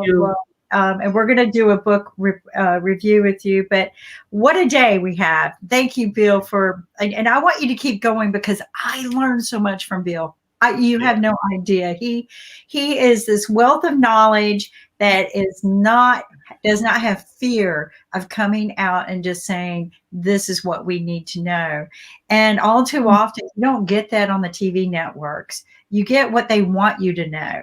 Yep. Okay. Isn't that the truth? Real TV. That's right. No, that's real TV here, and we definitely bring great issues and everything. But I want to come back to something that Bill said as well, because Bill was talking about that move that probably Donald will do in another 73 days in terms of the way he's going to move out of the area. And all of the males here are definitely football fans. I think that probably the ladies are as well. So this kind of reminds me of what went on in Baltimore with that team from Baltimore when they made that move. Would you make that same kind of parallel, Bill? Because I remember many years ago when they just kind of like left in the midnight hour. Yeah, I mean, I was comparing it to that. Certainly, I compare it to that, but I was actually more comparing it to some of the moves from, my childhood. Sometimes the neighbors just, rent is due and midnight move. And when you said that, that took me back to my childhood as well. So, yeah. I have a question though for anybody. Like, remember when Pence came on and he said, listen, he was backing up. You can see him backing up. He said, we got to count all the votes. Do you think his family and his wife, because that sounds like something a wife would tell her husband, listen, get away from this fool. You better get up there and say that at least. You've been riding or dying with him, but you better get up there. And even though he got to go down with the ship, I ain't really worried about him. But I like the fact that at least he acknowledged, okay, we cannot rig the system. He didn't want to be part of that. And a lot of Republicans came out and said that. And I just wanted you guys' thoughts on that. Well, but for immediate thought, and I'd love to hear whether Bill has heard anything differently, but I would wish that more of the Republican establishment would come out and also make statements similar to that. Because as far as I know, even in terms of congratulations, there's only been one from the Senate, that being Mitt Romney, and I think maybe about 6 from the House. So like I said, there's many Americans on the Republican side, and they're not coming out and making a statement in terms of like even acknowledging that they have lost the election. So I would like to see more of that going on. Have we heard any new news, Bill, of some other people coming out? Because last I heard, it was only Mitt Romney from the Senate so far. No, actually, right now you're just about you're correct. It's Mitt Romney who's public come out, and it's Mitt Romney who said that the president has to produce some efforts. I think it's twofold, and I think this is indicative, and we all know it to be true, and you guys mentioned it earlier just before I arrived, and that is that don't you find it funny that there were church bells ringing in Paris after the election, and the whole world has called Biden to congratulate him before we could get the Republicans, even like a handful of them, to call Biden and say, whatever. And I think, Zack, when you mentioned it, Paris said, welcome back, America.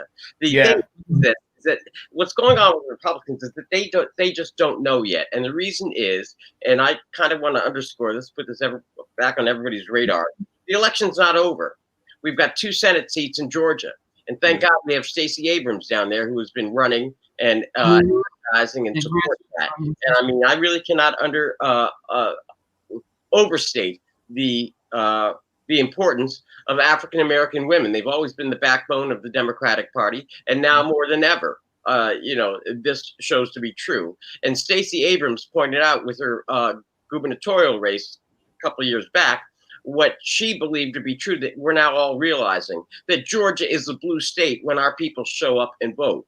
And so those 2 Senate seats that are open in Georgia are going to make the difference with the Senate, whether it's a Democratic majority or a Republican majority.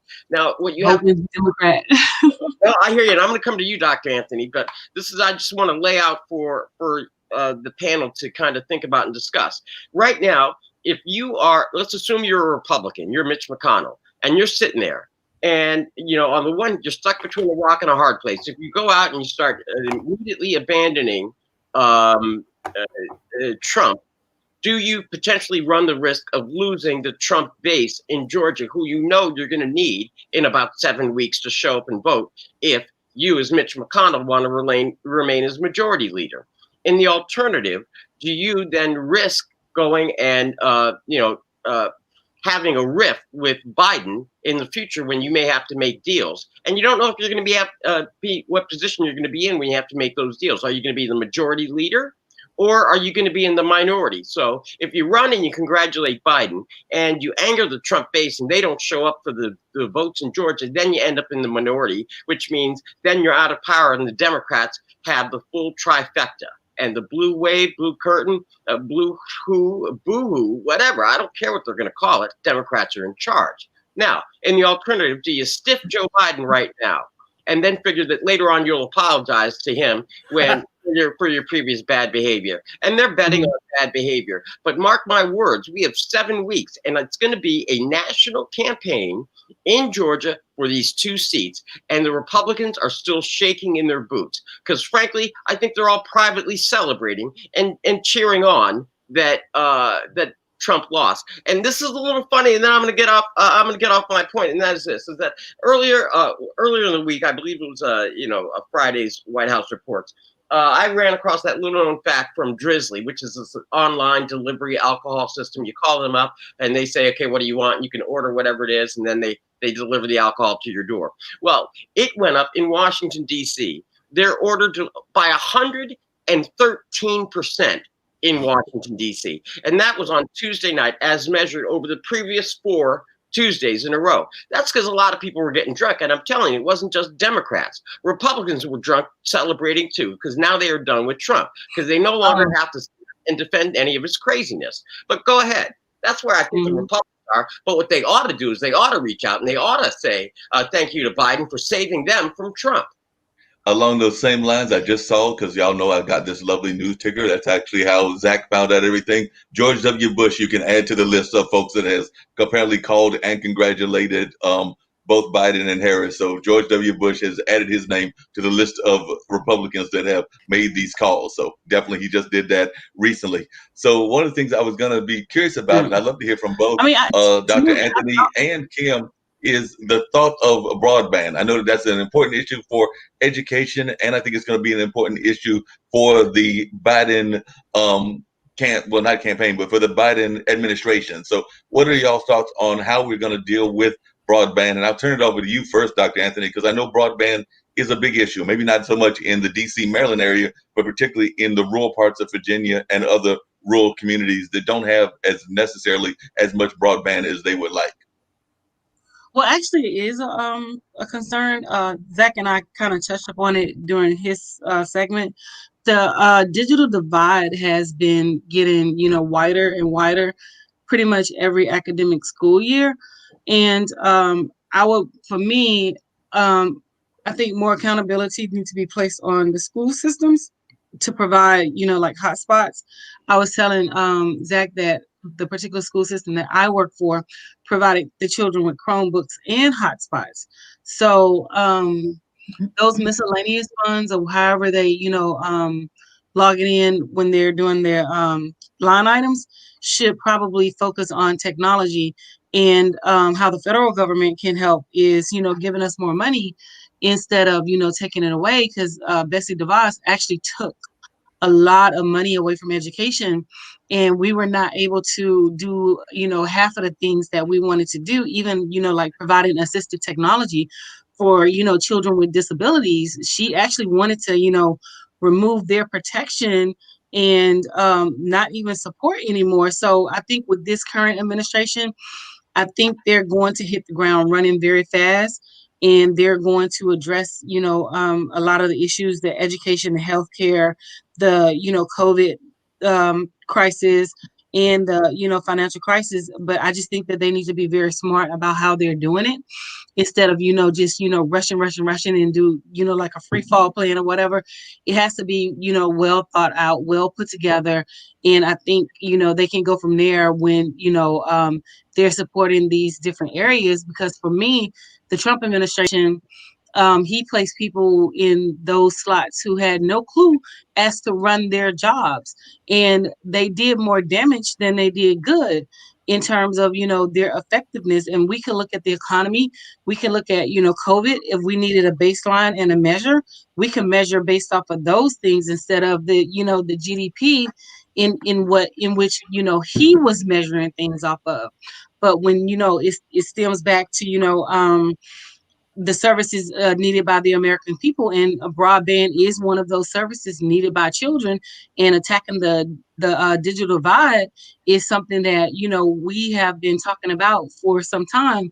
So for me, I think that they will get the money into the right places and into the right hands, and we can see a paradigm shift in, the containment of the COVID, getting the economy back running, not just providing $1,200 and say, you have to basically live off cents a day, for the next past year or so, which is virtually impossible, to do, and, start moving things in the right direction.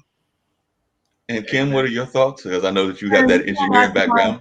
That's my background, and I helped launch the very first broadband backbone in the U.S. back in 1993. And one of the things that was disheartening the good thing was that we did education, by video. And we tested children who were the low end, right? The kids who were the ones always in trouble, bad grades. And we did it in summer school, and all of the grades excelled. They all excelled. They all dressed up, came to school, behaved. We also did it for medicine. All right. We transferred the very first MRI back in 1993 in real time. And we watched doctors cry and say, we're going to save millions of lives. Then I sat there and watched senators say, this is a lot of money. We don't want to be the first in this kind of technology here in North Carolina. It costs too much money. And then we saw a trend of this. And I'm going to tell you guys, you know what paid for our broadband? Do you have any idea? The broadband we have today, do you know what paid for it? No. Gaming and porn. Mm-hmm. Probably most of your senators with the latter, okay? But gaming and porn were the two things that paid for the development and the way it grew, because you saw how it grew, but it wasn't because of us. Now, I have sat on the Smart Cities board with NIST, Dr. Ree out of DC, and I watched how they really try to implement broadband into each city and into the rural areas. This has been a main concern of a lot of people, but there is no funding set aside, as you said. But there are ways to do it. I actually did a financial business plan of what it costs to roll out the fiber necessary to haul a high bandwidth Wi-Fi network, right? Because you're going to need some kind of backhaul, and fiber is your most definite way to go, because it never runs out of bandwidth, right? Fiber is glass; it's never going to run out of the bandwidth. So, but people don't understand it's expensive. So when I show them what it costs, because I was part of the first one, it's around $130 million for a small town like Cary, North Carolina, to roll it out and deploy it with the network switches and everything. They all said it's too much. So what do? Kind of like what you said, Dr. Anthony. They hired people who didn't really know what they were doing, who said they could do it for $5 million. These guys dug a ditch, left some fiber there, and went to Jamaica, I guess. I don't know. But so here you have it. It's like you said, they're putting in place people who don't know what they're doing, do not understand the needs, because they're putting their friends in office, not people who are experienced or understand. But I will tell you this, the ability to reach broadband out to the rural areas and to the children and to the poverty sections of the cities exist. And it exists cost effectively. Will they do it? No, because people who make the laws and make the rules are these people in the top 1%. They don't want you to. And this is the part that Nick would come in and go, Kim, conspiracy theory. But it's true. It's true. They don't want you, because the difference, and this is something Nick and I learned, is that, we wanted to close that gap between poverty and sustainability. That was our first mission, by inspiring financial literacy. As I grew into this program, I learned financial literacy, but just literacy itself is the problem, because of the access, like you said, the digital access. But it is doable. I worked with the Smart Cities program in Chicago, and that was their mission, was to put hotspots throughout the whole city that the children could access for school. And this was 3 or 4 years ago. So it can be done. Okay, it can be done, and it can be done cost effectively. And guess what, folks? The backbone exists in every city now. That's right. I wanted to just add something real fast, Kim, what you said about the safety, because my daughter was at DSA when they dug that ditch and blew up the block. All right. Yep. Because, yes, my daughter was at school that day. What they did with the kids, they smelled the gas. The firemen came, police. They isolated them. It was a half a block away from my daughter's school. A half a block away. And then, unfortunately, the guy in the restaurant and the policeman and fireman got blown up and killed. But you're right. And it would create jobs. And I just wanted to add that. No, it would create good paying jobs. Okay. It would create higher end paying jobs. It would teach people how to do things, but we could install it very cost effectively, especially here in North Carolina. My God, the first broadband backbone was installed here, and it sits dark. This is what bothers me. A lot of it sits dark and unused.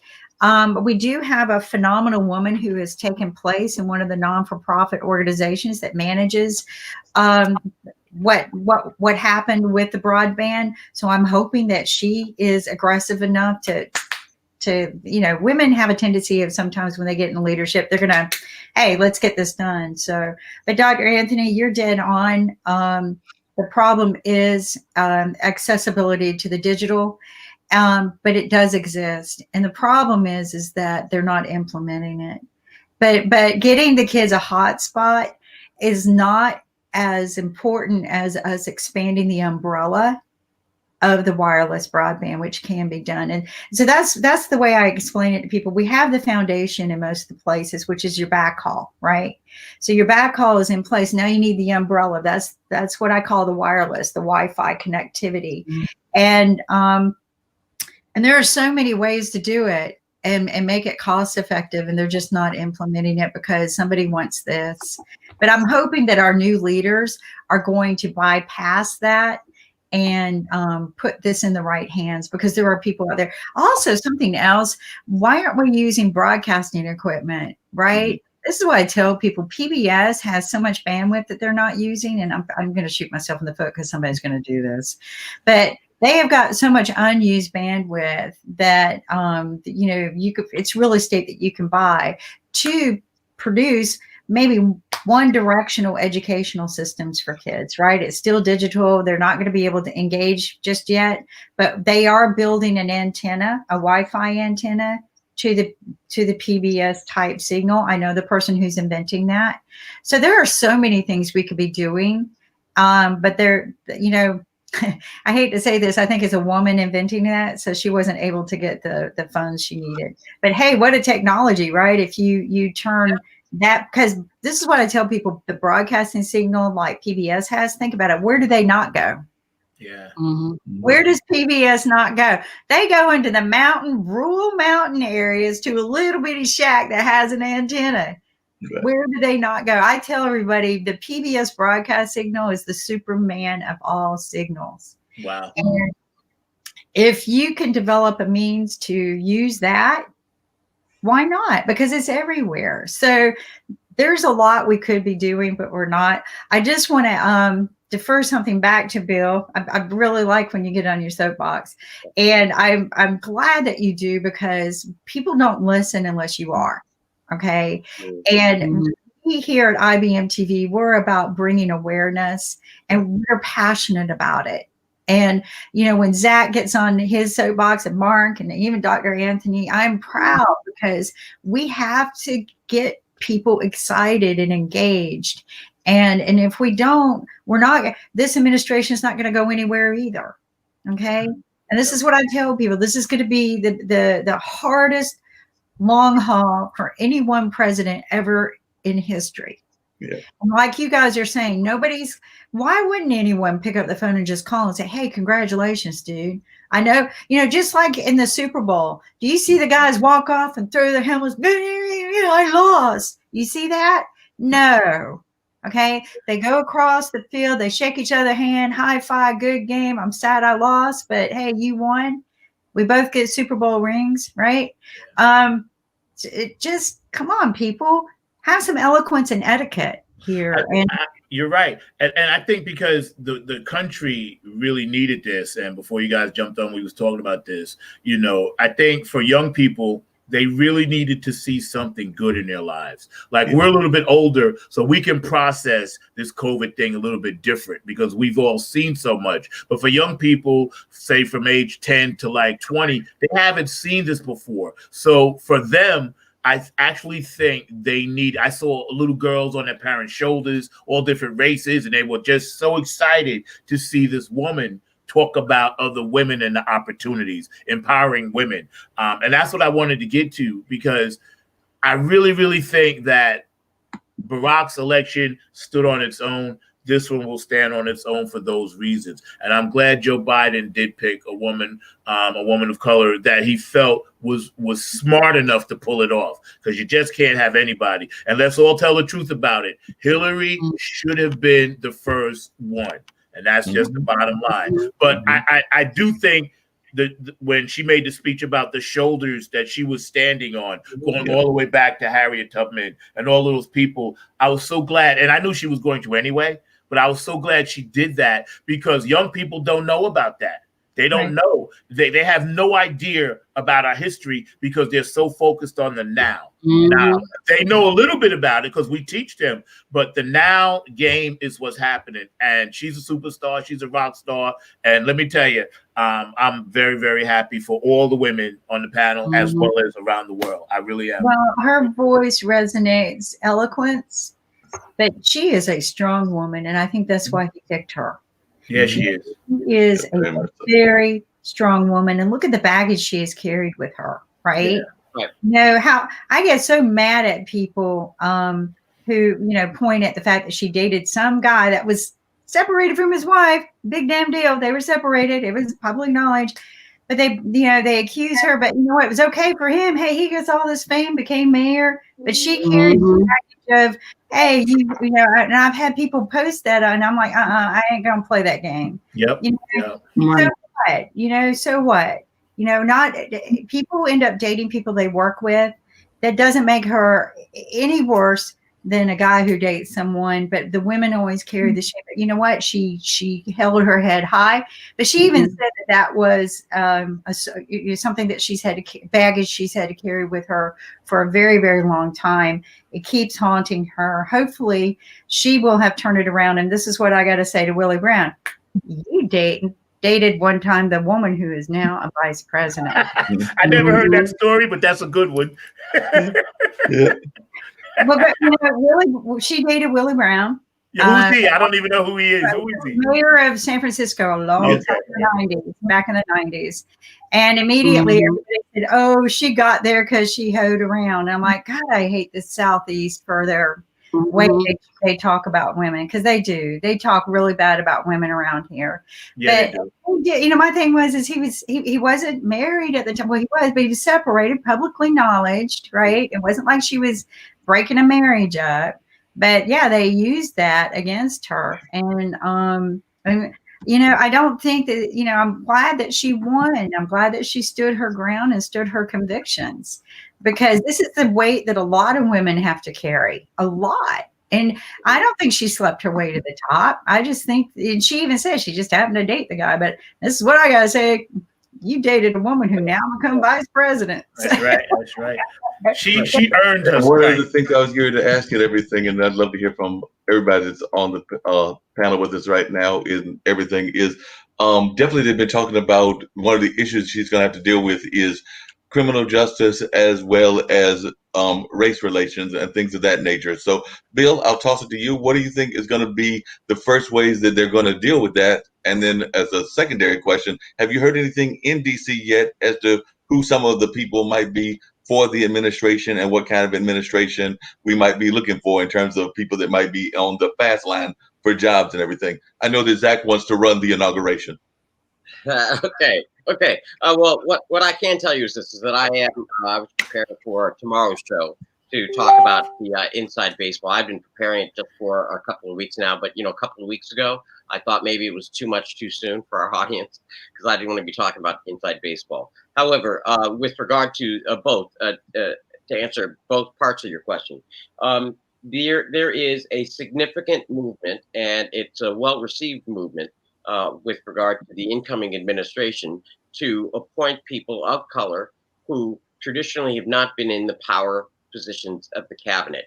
And what I mean by that is that normally we've often found that in history, whether it's in private sector, public sector, or even in academia, you have somebody of color and they're often relegated to this position of chief diversity officer. Well, why are they good enough for chief diversity officer when they're not good enough for president of the university or president of the company or chief financial officer or chief operating officer? And we've often faced those same things when it comes to women advancement as well. Now, one thing that they're talking about is they're talking about people of color and women occupying what they call the big three. And the big three are traditionally the Department of the Treasury, which controls all the finances and has a direct impact on fiscal policy, the Department of Defense, which runs the guns and our wars, and the Department of Justice, which as we know, can be extensive depending on which issues are made priorities and which ones are not. So they're talking about people of color from non-traditional backgrounds and women of color from non-traditional backgrounds occupying those roles. And that is, at least at the onset, is significant, because up till now, America has always been satisfied when we've said, and we've often declared progress, when we said, oh, okay, great, we've got another white guy as a president. And I'm not diminishing any of them, and I worked on their campaigns, and I'm not worried about it. I'm biracial myself, but we've often marked progress in this day and age when we say that a president has appointed a woman to, Health and Human Services, or appointed a woman to, the Department of Labor. And that is so arcane, because the first woman who was a cabinet secretary appointee of a president to the Department of Labor was made by Franklin Roosevelt back in 1932. So that's coming on 100 years. And we shouldn't be satisfied in 2020 with just this notion that, oh, well, there's a woman member of the cabinet. That's one, too. And a woman member, it should be, what position in the cabinet is she taking? It shouldn't just be a position at this point, a person of color in the cabinet, because we've got a person of color in the cabinet in the Trump administration. He's over at HHS, and you haven't even heard from him, Dr. Carson. But I mean, so big whoop that that we finally got positions. It's which positions, and are they positions of importance, and are they positions of national leadership, and are they going to graduate into other positions and eventually lead the world? In this regard, you have to really congratulate George W. for everything that they said about him. His international policy dealing with AIDS in Africa was forward thinking. Him putting Colin Powell over at Secretary of State, forward thinking. That's one of the top 4 positions. However, the Biden administration is actually thinking of breaking the ceilings across the board, both in terms of positions and authority and where they go, and staffing the government all the way up and down the ranks from positions of people who don't come from the Ivy Leagues. Because quite frankly, it has been this pernicious systemic cycle that people of color could not get into the Ivies except for a handful of the anointed ones who were deemed qualified for whatever reason. So you only had a small group to pick from. So they were the elite of the elite, and that was unfair. The vast majority of us, women, people of color, men of color, all across all walks of life, gender, you name it, social, sexual orientation, they never had the traditional opportunities of these pipelines that ran through these private country clubs into the positions of authority, then allowed them to then occupy these highest fast-track places. Now, the Biden administration has been making moves for months now, because they have their transition team already set up. They're just now rolling it out to the public to actually put people in order. And I'm excited because I'm really looking to see who gets where. Because I'm looking for actually to being, to learning some names like, like that sideways look, like, when you show up and you see the normal people in the cafeteria and then in comes somebody else, you're like, well, who's that? And then word starts spreading around, well, who's that? And then we can start learning about these people and these men and these women and from all these traditional areas. And I'm talking Latinas or Latinx, color, Asians, blacks, you name it, throw me in some, barbecue sauce, just bring it all in and let's have a family picnic. And then bring the women in, and I'll just sit back and we'll just be like, wow, because each one of them brings a network. And each one of those networks brings another group that they're mentoring. And each group that they're mentoring brings another group of leaders that our nation will so vastly need. And I cannot, more so than with with Barack Obama's candidacy, that I believe that election, those 2 elections, at least for me, were powerful. But they were powerful in the sense that America's finally getting it, that we can do something different. Now, this election is a signal and a demonstration of not only can we do something different, we can do things different on a bunch of different levels. We can have a vice president that is a woman and of color twice over from an entirely non-traditional background. We're going to see cabinet members from all these different places. The salad ingredients are going to be mixed, and I can't wait. And that's the exciting thing. So there is some inside baseball. I'll be in a better position tomorrow, Mark. But I'm telling you, we're going to start to look out for people of color and people in positions of authority and women in authority. Frankly, I think that, if we've got a qualified woman out there, put her in charge of defense. And I'll tell you how quickly this, United States will be turned around. And Kim, I know you know this is true. Don't mess with a woman's kids. Put a woman in charge of defense and put her in charge of the United States military. And she'll be like, watch this. And when it comes time to pull the gun, she'll pull the guns. When it comes time to, protect our troops, she'll protect our troops. Nothing would be fiercer. And it's about time, whether it's defense or treasury. So that was about I'm going to add to that. A woman will not hesitate to properly fund for the right products, where, especially in equipment for the men and women who serve us. All too often, the people in charge will cut corners on their equipment, on their tools. Did you know that law enforcement, a lot of their bullets shoot crooked? Did you know that? They don't purchase the top of the line weapons for them. And so it's very disturbing to me. So yes, a woman is not going to cut corners, right? She's going to say, let's give them the Gucci of everything. So I shouldn't have said that. But along those same lines, Zach, you said that you had something you wanted to add to that as well. No, I was just going to ask Kim something, but when and it goes back to what Bill was saying about a woman, I was thinking the perfect woman would be the woman that I think she's from like Nevada, the governor, whatever. She served in the military. She has an artificial leg. It was blown off. A Latin lady, Mexican lady, whatever she was. I think she was, because she was at the Democratic convention. She would be the perfect one because she actually was there. And I was just going to comment on Bill. But Kim, on a local level, I wanted to ask you, and I say this many times on my show and people get mad at me, but I'm like, why are Black men not voting? This drives me insane. And on the local level here in North Carolina, it was ridiculous because I talked to people and I asked them, I said, why don't you simply want to take the time out? And Mark told me it's because simply complacency. Mm-hmm. Now, I just wanted your opinion about it because I really do think, I don't want to be like an outlier and be like, oh, I'm the only Black man that voted, because that's not true. But I was on that line. I told you guys that, man. When I was on the line, right, and I was looking, I saw Black women, white men, and there was very few Black men on the line. They were all older. Now, I know a lot of younger Black men did show out in, D.C. and Philly and more populated areas. But since we live here and I live here, I really want to start working with Zack Hawkins and help people now get that understanding how important it is. But why do you think, Kim, from a different perspective, why do you think? I'm just a white girl, but I have lived here most of my life. And I think that it's just been too disheartening.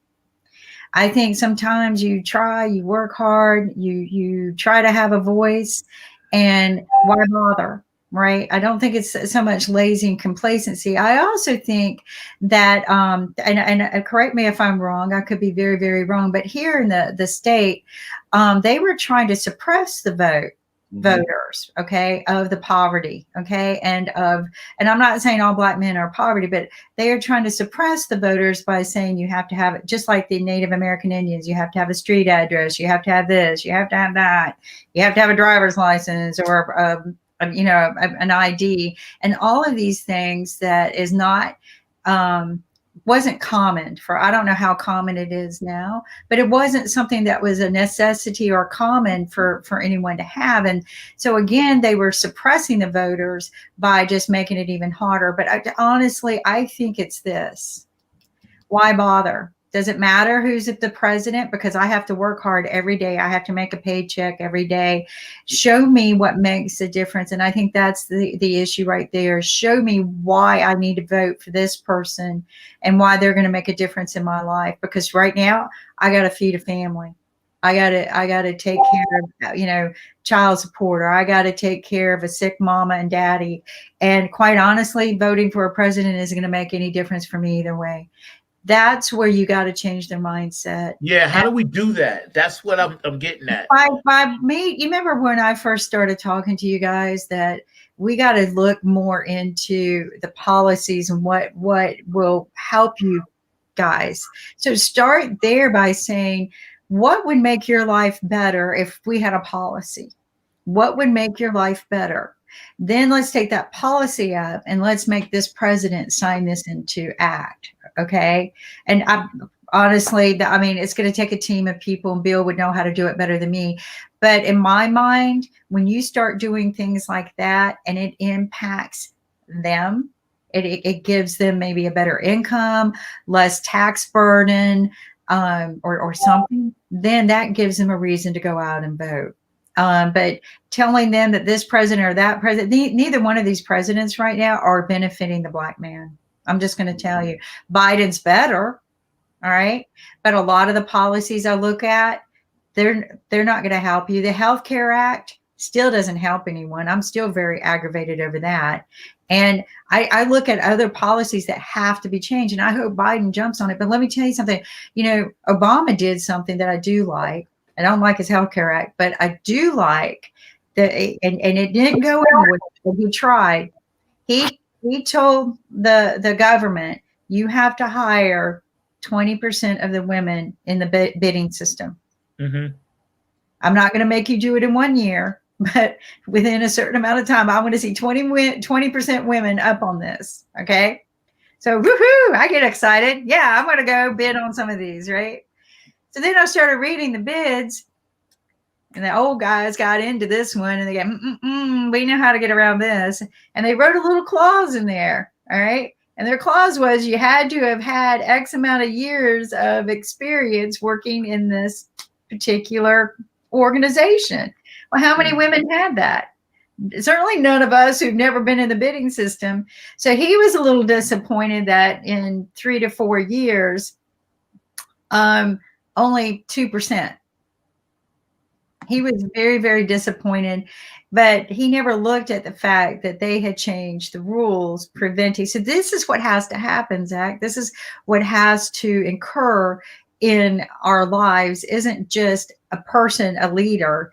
It's our policies, and it's how they're written, and it's preventing people from changing that fine print that prevents people. You know, all too often I'll look at a contract, and at first at the title, it sounds all great and beautiful, right? And I read scan it, right? And it all looks good and shape, but then I decided to read it, deep read it. And I'm like, oh my God, they're screwing people, you know? And I even called the guy out on it and go, there's no way I'd ever sign this. Well, why not? Come on, you tell me why not. So then, he admitted, and I go, why, and he goes, well, because everybody just signs it. Yeah. Right. Oh my God. Wow. So that's the problem we have. And I hate that Bill had Bill had said he had another meeting to go to and everything. So I know he had to bounce and everything. And so some other folks will be joining us, and hopefully they will also. I'm still waiting to hear back from a few folks, but I was just wondering, and I'd love to hear from both of you, what your thoughts were about media and all of that, because definitely a lot of folks are thinking that the media did a great job of covering the elections, waiting until Saturday, and others are complaining about it. And then, of course, there's some talk as to what the media's relationship will be in the Biden administration. So I guess I'll toss it to you, Kim. What do you think of the media's coverage? And then I'd love to hear from Zack as well. First, I just wanted to tell Kim something, because from day one, when I met you, you was always talking about policies and things, and you're ahead of the curve on that. Being, a beautiful, brilliant woman in the business sector that you are, entrepreneur. But I got to give you credit, because you always come on and speak what needs to be said. Whether people want to hear it or not, that's on to them. But you always get into the details of the wording of things. And I got to give you a lot of credit for that, because a lot of people don't understand when they hear us talk about stuff, but you seem to always make it palatable for people to really get it. And as a woman, having to fight through all the barriers that you have to fight through, you're like me, a minority, right? Just because you're a woman. So I just wanted to say that you're an empowered woman, and thank you for all of that. We talk about a lot of different things, but when the chips are down, I know you're going to come correct. I'm sorry, Mark. I just wanted to tell Kim that. Zach, I want to tell you something. What you went through over a week ago still. Oh, yeah. Oh, me too. I'm not letting that bullet go, okay? Me too. Because nobody in this day and time, and just like somebody said something very horrific on my Facebook page about women, and one of my dear beloved photographers who's Hispanic, I thought he was going to wanted to. He handled it eloquently, but I know what he was thinking on the inside. This guy needs to be drug out. But, you know, people just don't know how to be eloquent. And I think we lost that 4 years ago with the president. As far as what you're saying, how is the media going to handle this? I think we're going to see a quieter year, 4 years of work being done. And I made a joke silently behind the scenes, but I'm going to talk about it now. As I go, I wonder if Twitter's going to go out of business now that the president's not going to be around as President Trump, twittering all the time. But I'm sure he's keeping them busy now. But I think media maybe will tone it down just a little bit. I don't know that we're ever going to start hearing the truth, because what I've learned while working in that arena, and Nick did too, it's not about the truth, facts always. They're going to come after me. But it's about what pays them, right? And so they got to speak on that. And like Nick and I were always preached to, if it doesn't bleed, it doesn't lead.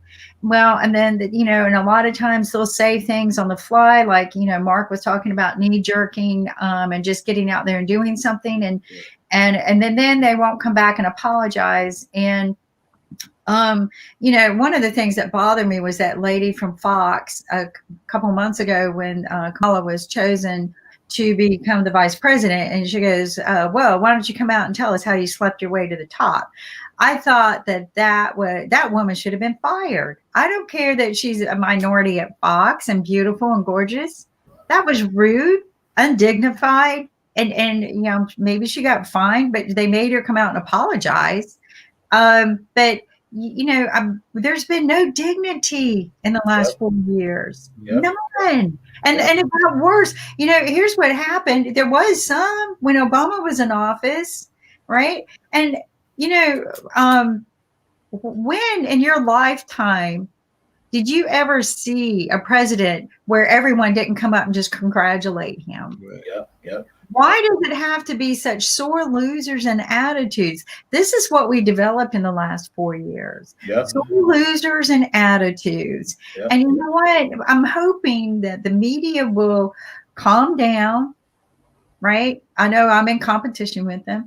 I don't feel like I'm in competition with them. I feel like we're better, right? But we are much better. But here's the thing. I'm hoping that it will quiet down. Same here. I was watching, and I think back, and I go back and look at a lot of stuff from a year or two ago because I like to trace stuff. And Mark, to your question, I remember when one of the Bushes had passed away, and you see Michelle and Barack, and they were sitting next to the Bush, George Bush, and whatever, it was deep. It was a personal relationship. Their politics aside, they were all kind of like sitting in the church pew, and you could tell Barack and Michelle and the Bush that was there, George Bush, really had a feeling of empathy towards, and I forgot who it was that died, but it was somebody in the Bush family. I don't know if it was the older Bush or whatever, but you could see the empathy, and you could see like, okay, this is a human experience. And I think with the media, what the media has to do, besides what we do, the media has to understand, like Kim said, okay, if it bleeds, it reads, right? But the younger generation is not getting their news like we used to get it. We used to come home religiously, 6 o'clock, Walter Cronkite, Bill Butel, whoever your guy was or girl was. And that was built into the fabric of our lives. You had one TV in the house, everybody sat around, and the media actually told the truth. They didn't have a side. They really didn't. They just said, this is the facts, here it is, bada bing, bada boom. And when it switched up to where cable said, we can make all this money, CNN and all this other stuff. That's why I wasn't getting my news from CNN. Mark will tell you, I always watch European news and English news when I want in America.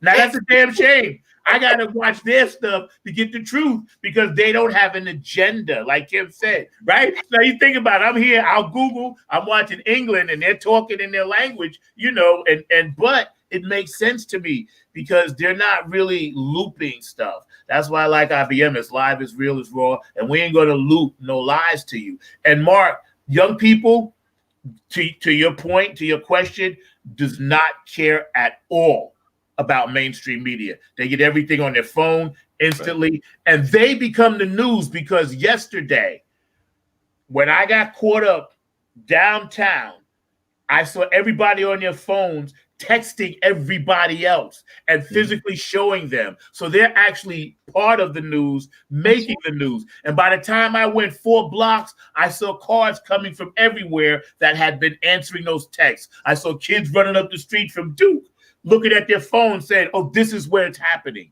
So the younger generation doesn't care. That's why we at IBM, we make sure we get them the truth. They're going to check us out, but they get it right there instantly. They are part of the news. Yeah, every second. They know if you want to know something, ask a young person on the street. They'll tell you in a hot second what's happening all around the world, because that's how they live. And I think if more stations like ours can actually push those big guys out of the way. Those big guys are dinosaurs, just like the people on Mount Rushmore. Dinosaurs. You know, we know what it's about. When you turn on Fox, I look at it sometimes to laugh because it's funny.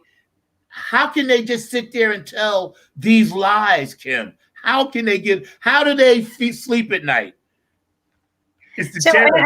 I'll tell you something else. Something I learned is that they are also directed as to what they can. They have gag orders, right? So they're going to be told when they go to a press meeting questions that they can and cannot ask. And I saw this, you know, for the 4 years that when I was working with Nick, all too often. And actually, the first time I ever worked with Nick, the first words out of my mouth was, "What can I not ask?" And he was, "Oh, I've worked enough with you. I know you got it. You're not going to ask anything rude." But he knew I was going to ask those tough questions, right? But you know, that people don't understand. These people, this is their livelihood. This is where they make their money. And sometimes they have to compromise their convictions, whether they want to or not. They don't want to lose their job. They worked very hard to get to that status quo. I mean, is it right or wrong? I'm not going to judge them because I'm not in their shoes. I didn't work that hard to get to that position. Some of the positions they have, it's what, 1 in 1,000 people in that shoe, right? 1 in 1,000 people get to hold that anchor position that they have. And so, you know, sometimes they're being told what they can and cannot say. It's got to be hard, really. And that's the reason why I like it here, because Nick don't care. And I don't, you know, we all we care about is no profanity, no porn, tell the truth as you know it. Because also I will say this, sometimes what we talk about today will change tomorrow. All right. Yeah. So, you know, but we can't put a disclaimer on anything, but tell the truth as you know it. And what we've learned by reaching out to just everyday people like ourselves in all over the world, we're getting the real story. Right. We're not getting the story from their news network that's been tainted. But what, I mean, I just got to ask this question. How did you guys react when you heard about it? Oh, like I said, Zack will tell you, I was very excited. Actually, one of the best lines I heard was actually when I called my mom after it had been announced, and I told Zack this story. Her first reaction was "Happy Biden Day," so that was how she answered the phone. As soon as she answered the phone, she was like, "Happy Biden Day," and I was definitely agree with her on that. So I was definitely ecstatic about the victory, and knew that a lot of folks that are friends of mine had been involved in the campaign, and in one form or another, maybe even on the local level, or just being supporters. So definitely, I was very excited. And even to come back to the media question, I want to hear Zack's reaction as well. But one of the things that I did notice is I have seen more transparency from some of the more mainstream media. Like I did hear one of the media members yesterday mention what Bill had talked about, the fact that some of these donations that you're making won't necessarily be going toward what you think they're going for. And they definitely let folks know that in their news report. So I was glad to see them doing that. They were saying that, yes, you can send that money. And I know that this is what the money is saying it's for, but that's not really what it's for. So I was glad to see them starting to like paint the picture of what the reality was. So that was something that I was proud to see from one of my media colleagues. What You know I what don't understand is they can't shut that down. I don't understand why the CIA, FBI, Homeland Security, or somebody cannot go in and just say enough, because that's just falsely, that's taking money under false pretenses. That is, that's right. Yep. I was just gonna say, it was funny because Mark and I had been touching base since Tuesday, back and forth. And Mark and I have a really good relationship because we can street talk. I can't say the stuff we say on the air, but we can street talk. And I'm calling him up or texting him. I told him, I was like, listen, I ain't going to come out of the house and do anything till we have a president. I said that Tuesday night. And then I had to go. Obviously, I got to work. So I'm talking to Mark. I'm like, do we have a president yet? And he's texting me, well, we up by this. We up by that. And I was literally like cursing. I was like, when are we going to get a president? When? I can't. Yeah, I was going in because I'm excitable. Y'all know that. So he broke the news to me finally. I was 2 minutes into yesterday's show. And then he comes on, AP announced this. Then my daughter calls, she's hysterical. And I tell him, listen, when I'm on the phone in my car, I can't get the message. But I text her back real quick. I'm happy for you, la da da. I was so relieved. I think I was more relieved than I'm elated, but I was so relieved for so many reasons. Because one thing I did not want to see is more violence in the country. I prayed. I was like, God, please, I know you can fix this. I prayed so hard. We don't need that. And that was something I was putting down yesterday. We really do need to come together. Are things good? No. Are things could be better? Yes. But we have an opportunity to show our higher self now to the world. And the world went crazy when we won. And that was my reaction. I reacted more to the world than I did here in the States. And then it really hit me when I got caught in that parade yesterday. That's when I said, wow, everybody had their American flags. Black, white, Puerto Rican, gay, straight. They were going right down Main Street with their American flags. And I said, wow, America is America again.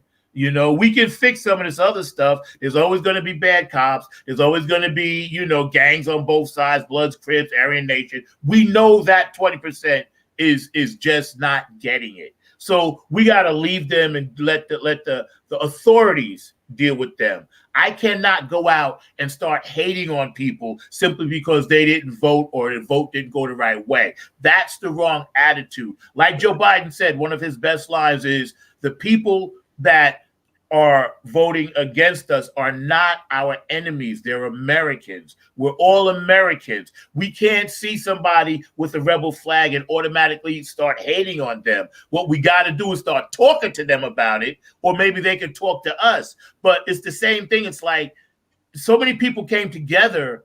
It's almost like they squelched that noise. Biden was really smart. He came. That was when they said he had been working on that speech because he was supposed to do it 2 times before. So he had it memorized. He knew exactly the points he was going to hit, the points he was going to make. And I was so proud to be an American. And I instantly thought about my father, and I told the story earlier when my father marched and I showed you guys his NAACP card and all this other stuff. And then I was doing the same thing this summer, getting out there in the protest, talking to people, this and that. It instantly made me cry because the connection of their past, my present, right now, here and now, and then my daughter's future. And I put that all together, and I was like, this is why America voted for Biden and Harris, because everyone feels that sense of family and responsibility for the world.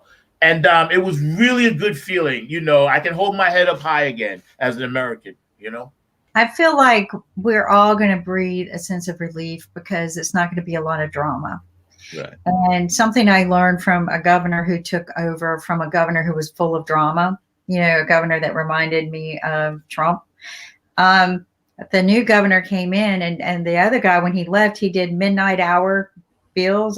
A lot of people don't know this, but he did a lot of midnight hour bills. And one of them was the new governor couldn't change his bill. But instead of coming in and throwing a fit that he did this and he did that, he was quiet.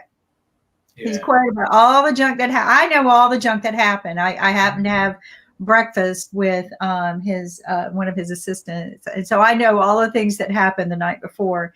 He didn't come out and tell the world anything. No drama. He just quietly fixed every one of those items. Nobody knew that it ever happened. And that's what we need. Okay. We don't need a lot of noise. We don't need, what Bill says, a lot of rattle shaking. I think Nick says it too. Reminds me of, we need eloquence, dignity. We need to come together as a group now, because I think these are people who will listen to our problems, right? To our needs, not just our problems, but our needs. And I think that they're going to be the kind of people who are going to sit there and, chalkboard or whiteboard, whatever you want to call it, the situation, that they're just not going to knee jerk a bill, right? Yep. And I think that that's what we need. I also, I've not heard many people, you know what? I am ashamed. I did not watch his acceptance speech. Oh, I watched the acceptance speech. I will watch it. I will watch the speech. I'm not going to say I'm ashamed. I did already.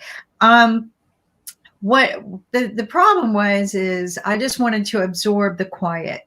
Yes. Right. I didn't want to hear all of the noise. I'm happy everybody's cheering, but I just wanted to absorb the silence, because I know that there's going to be a big storm between now and inaugural day. And I foresee, even if, I just foresee problems with the Senate. Because anytime you have a changeover of a new president, especially a party, there's all of these issues. And so what I say is, let's remain calm. And I'm, what? I was in the midst of the show when Ankit showed me, look, we got, you got a new president now. And I didn't budge. Nice. Why aren't you happy? First off, that might be fake news. Right. You never know. That's right. Right. Where did you get that? And then, I'm not going to jump up and down, because I know Trump well enough to know that there's going to be a lot of lawsuits and things like that. I'm glad to hear that you guys had a good moment. It was beautiful. It. And again, I was on the air, so I had fun, just because everybody was so angst, and there was so much anxiety in the world. There really was. People weren't sleeping. People were posted like, oh, I'm so nervous. And people by themselves, and I live alone. When you live alone, you don't have no buffer bounce. I call it the buffer bounce, where you can bounce something off your partner, and then they bounce it back to you. But that energy creates a little bit of calmness, because you don't have to burden everything yourselves. This is one of the reasons why I like being out in the world, Kim, because I need bouncing back and forth. I hate being cooped up. This is just driving me crazy. And Mark told me this, and he knew, like, okay, AP just announced, because I said, listen, like you, Kim, I don't know what's fake and what ain't. But I know if Mark told me it was real, and then if it wasn't real, he know I was going to hold his feet to the fire.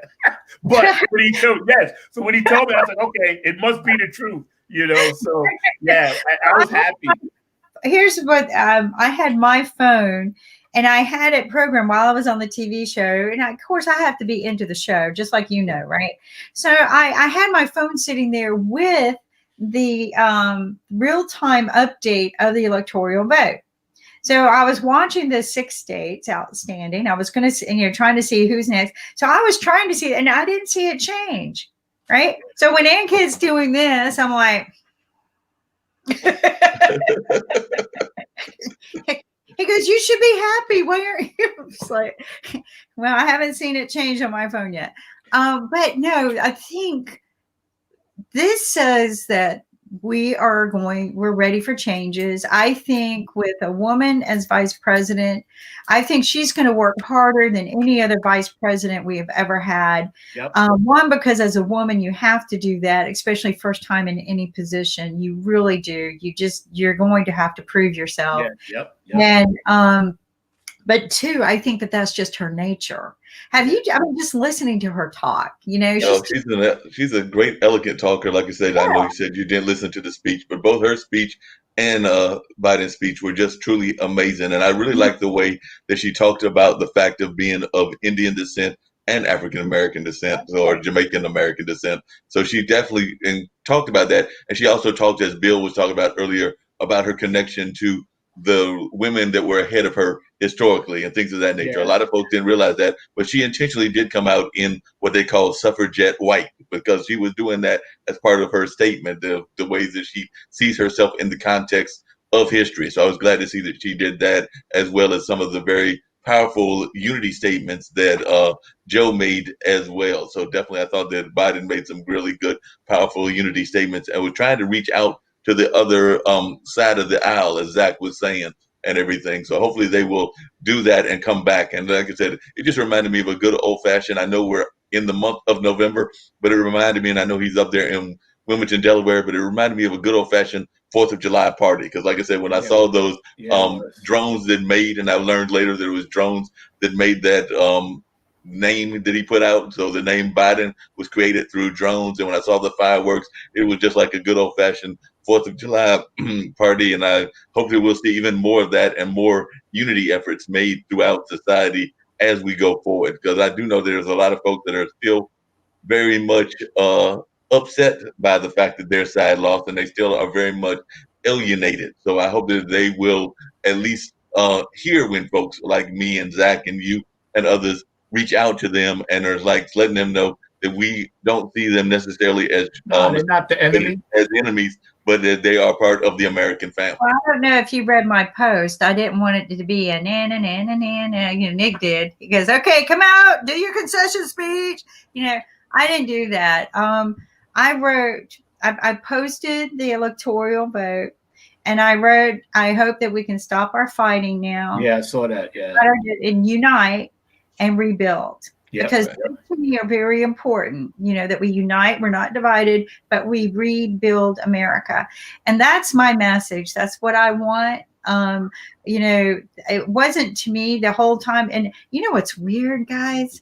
All of the posting, right, on Facebook, and a lot of people, for whatever reason, were Trump fans and really hated me. It was the quietest day on Facebook yesterday. Yeah, it was. Yeah, it was. Yeah, it Not was. one peep out of anybody except maybe a few Trump fans. But even my Trump fans weren't gloating, except for Nick. Nick did a gloat, but that's okay. You know, Nick's funny when he does it. But I didn't see the overabundance of the Biden fans gloating at all, and I didn't see any of the Trump people. It was like they were gone for good. Yeah, so they disappeared. Yeah. Did they unfriend me? Right. I went and just looked to see, and no, they're just so. Here's what I hope. Again, you walk quiet, right? You set that example. Your leader sets the pace, right? Yeah. And I'm hoping we're going to see a calm. I think, unfortunately, and I hate saying this, but I think we're going to see crime rate go up for a while. And it's not because of Biden. It's not because Trump lost. I think it's because we have a low economy. So I think that he's got a challenge ahead of him to work with that. And I think, thank God that he's got, Kamala as his assistant because of her law enforcement background. But I want to see some of them put a pandemic team in place. Yeah, I wish they did. Yeah. Yeah, they've already said that's their first thing. Yeah. And get back to what you said, Kim, 2 things real quick. When you watch this woman, she has a calculated plan. I can tell she's the type of woman or person that's always thinking big picture, miles ahead. Because when she spoke, sometimes you got to read in between the lines. And I actually do think she's going to have a bigger hand in running the country than most people realize. Number one, Biden, to me, if I'm the owner of this football team and Biden is the coach and Carmela is the offensive coordinator, I'm looking at it like, okay, Biden, you got all of these old time connections to reach across the aisle, make these back alley deals, and I don't care if you do it because that's how it is up there in Washington, and everybody knows it. But at least you've been knowing this person for 20 years. You've been knowing this person for 30 years. You guys can sit down off the record and try to get the little things done. And then all he has to do is that and deal with the foreign policy, which he knows really well. Leave the rest to Kamala. She's in the house. She's the head of the house because women run the house. You know what I'm saying? That's a fact. Wherever house you in, a woman runs the household. So let her do that. And I think for some reason, God made us wait for this.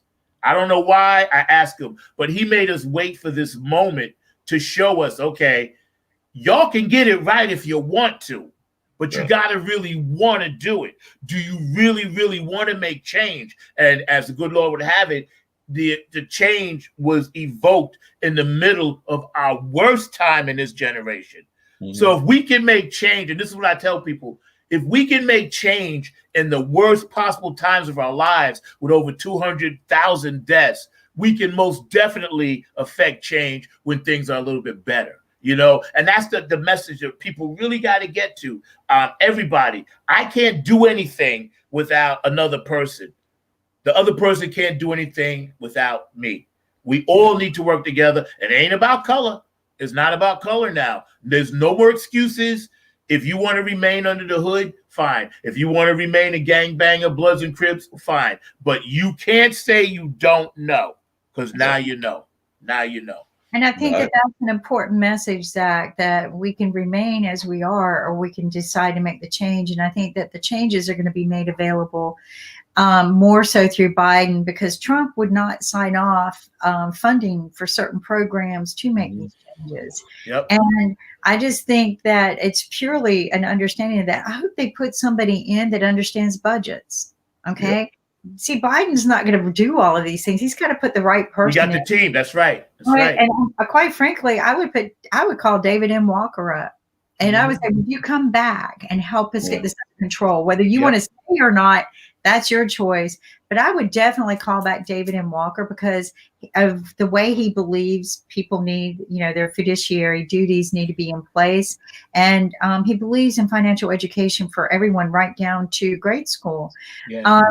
So I think that David would get our financial budget back under control, and or somebody like him, but I don't know who's in place right now. But I think we need that. I think we need that in every state too. And here's the other thing I have a problem with. I wish that they would unite all the states under the same laws. Yes, please. I am sick and tired of, this state can do this and this state can't.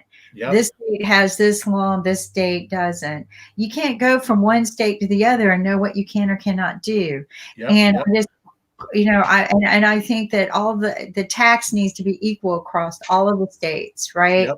I think all of the states, everybody needs to be equal, and we're not. And I'm hoping that somewhere in this administration we'll be able to start attaching these rules and policies, because right now I think everything we do violates our constitutional rights. Totally. I know one of the most important things that Bloomberg said, he said when they asked him how he fixed New York, he said, listen, it's going to take me 8 months to a year to get my team in place, because sometimes people don't quite fit. But Biden, I can tell just by human nature, he's smart. He had this figured out if he won. He knew if he won, he's already got these people. The reason he put out his pandemic team out first is because that's the priority. So Biden is a good poker player. He's very slick, because I can look at his face and say, yeah, y'all don't think I got this, because they was calling him Sleepy Joe. And yes, he has a disability. He stutters. But Biden is like,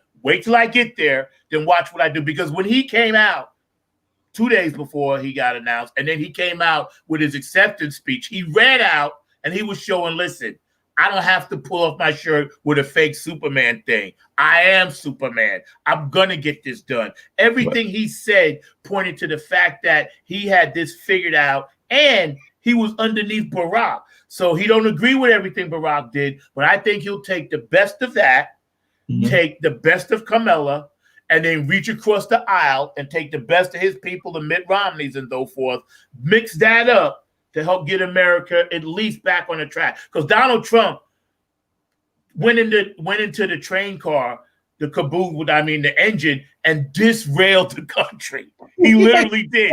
He ran the train off the track.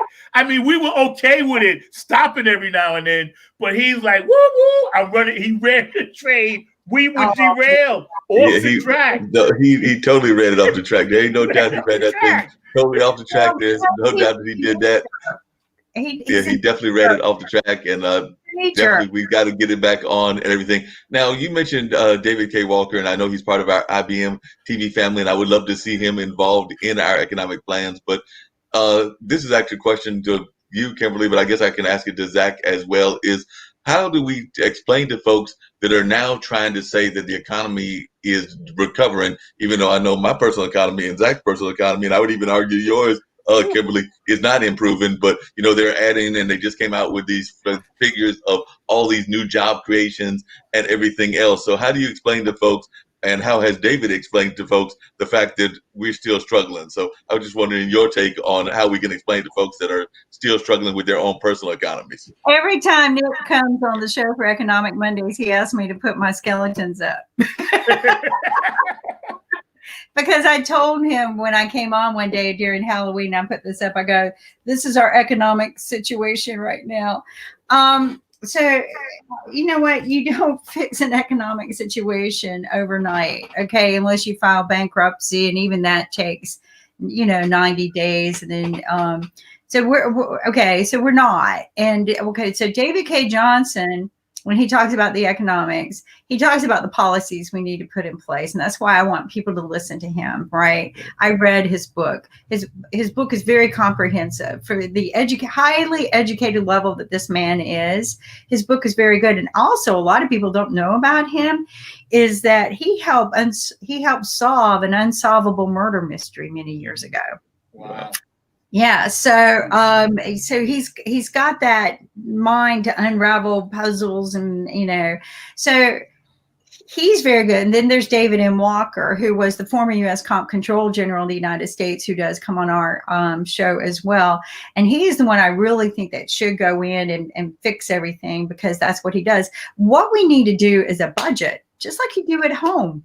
Okay, how many people get out of debt every year, right? They sit down and they decide, and you can do that by watching our classes coming up. We got a free seminar. It was $1,000 seminar. They're letting us air it for free for 3 days. Okay. And what's great about this is you can register and take the class, but hey, if you don't have time, if you work during the day, they're letting us air it for 4 days. Okay. So that you can binge watch it. Now, remember, this is $1,000 class, but what it teaches you is, how to resituate and rethink your budget, your management, how to make money, how to become wealthy, but also how to protect it. And these are mindsets that they don't teach us in school. I don't think they want us to know. But these guys have been doing this class for 30 plus years. I have been told that when you watch this, that you go away with your life changed. Okay. What I like about it is it is a seminar that, a conference seminar, but instead of having a bunch of breakout classes that you got to run to and take out, they have one session, one room, one speaker, and that speaker will change throughout the day. But one room, it's like a classroom. So we're going to be able to air it easier, right? Instead of a bunch of breakout rooms and having to move cameras and stuff. So I highly recommend, if you get a chance to watch it, please do, because when is it? So it starts Monday. Okay. So it's Monday through Wednesday. In fact, Nick's taking Monday off in order to air it on our network. For you guys, I'll make sure that you can get access to a link to it. Just remind me.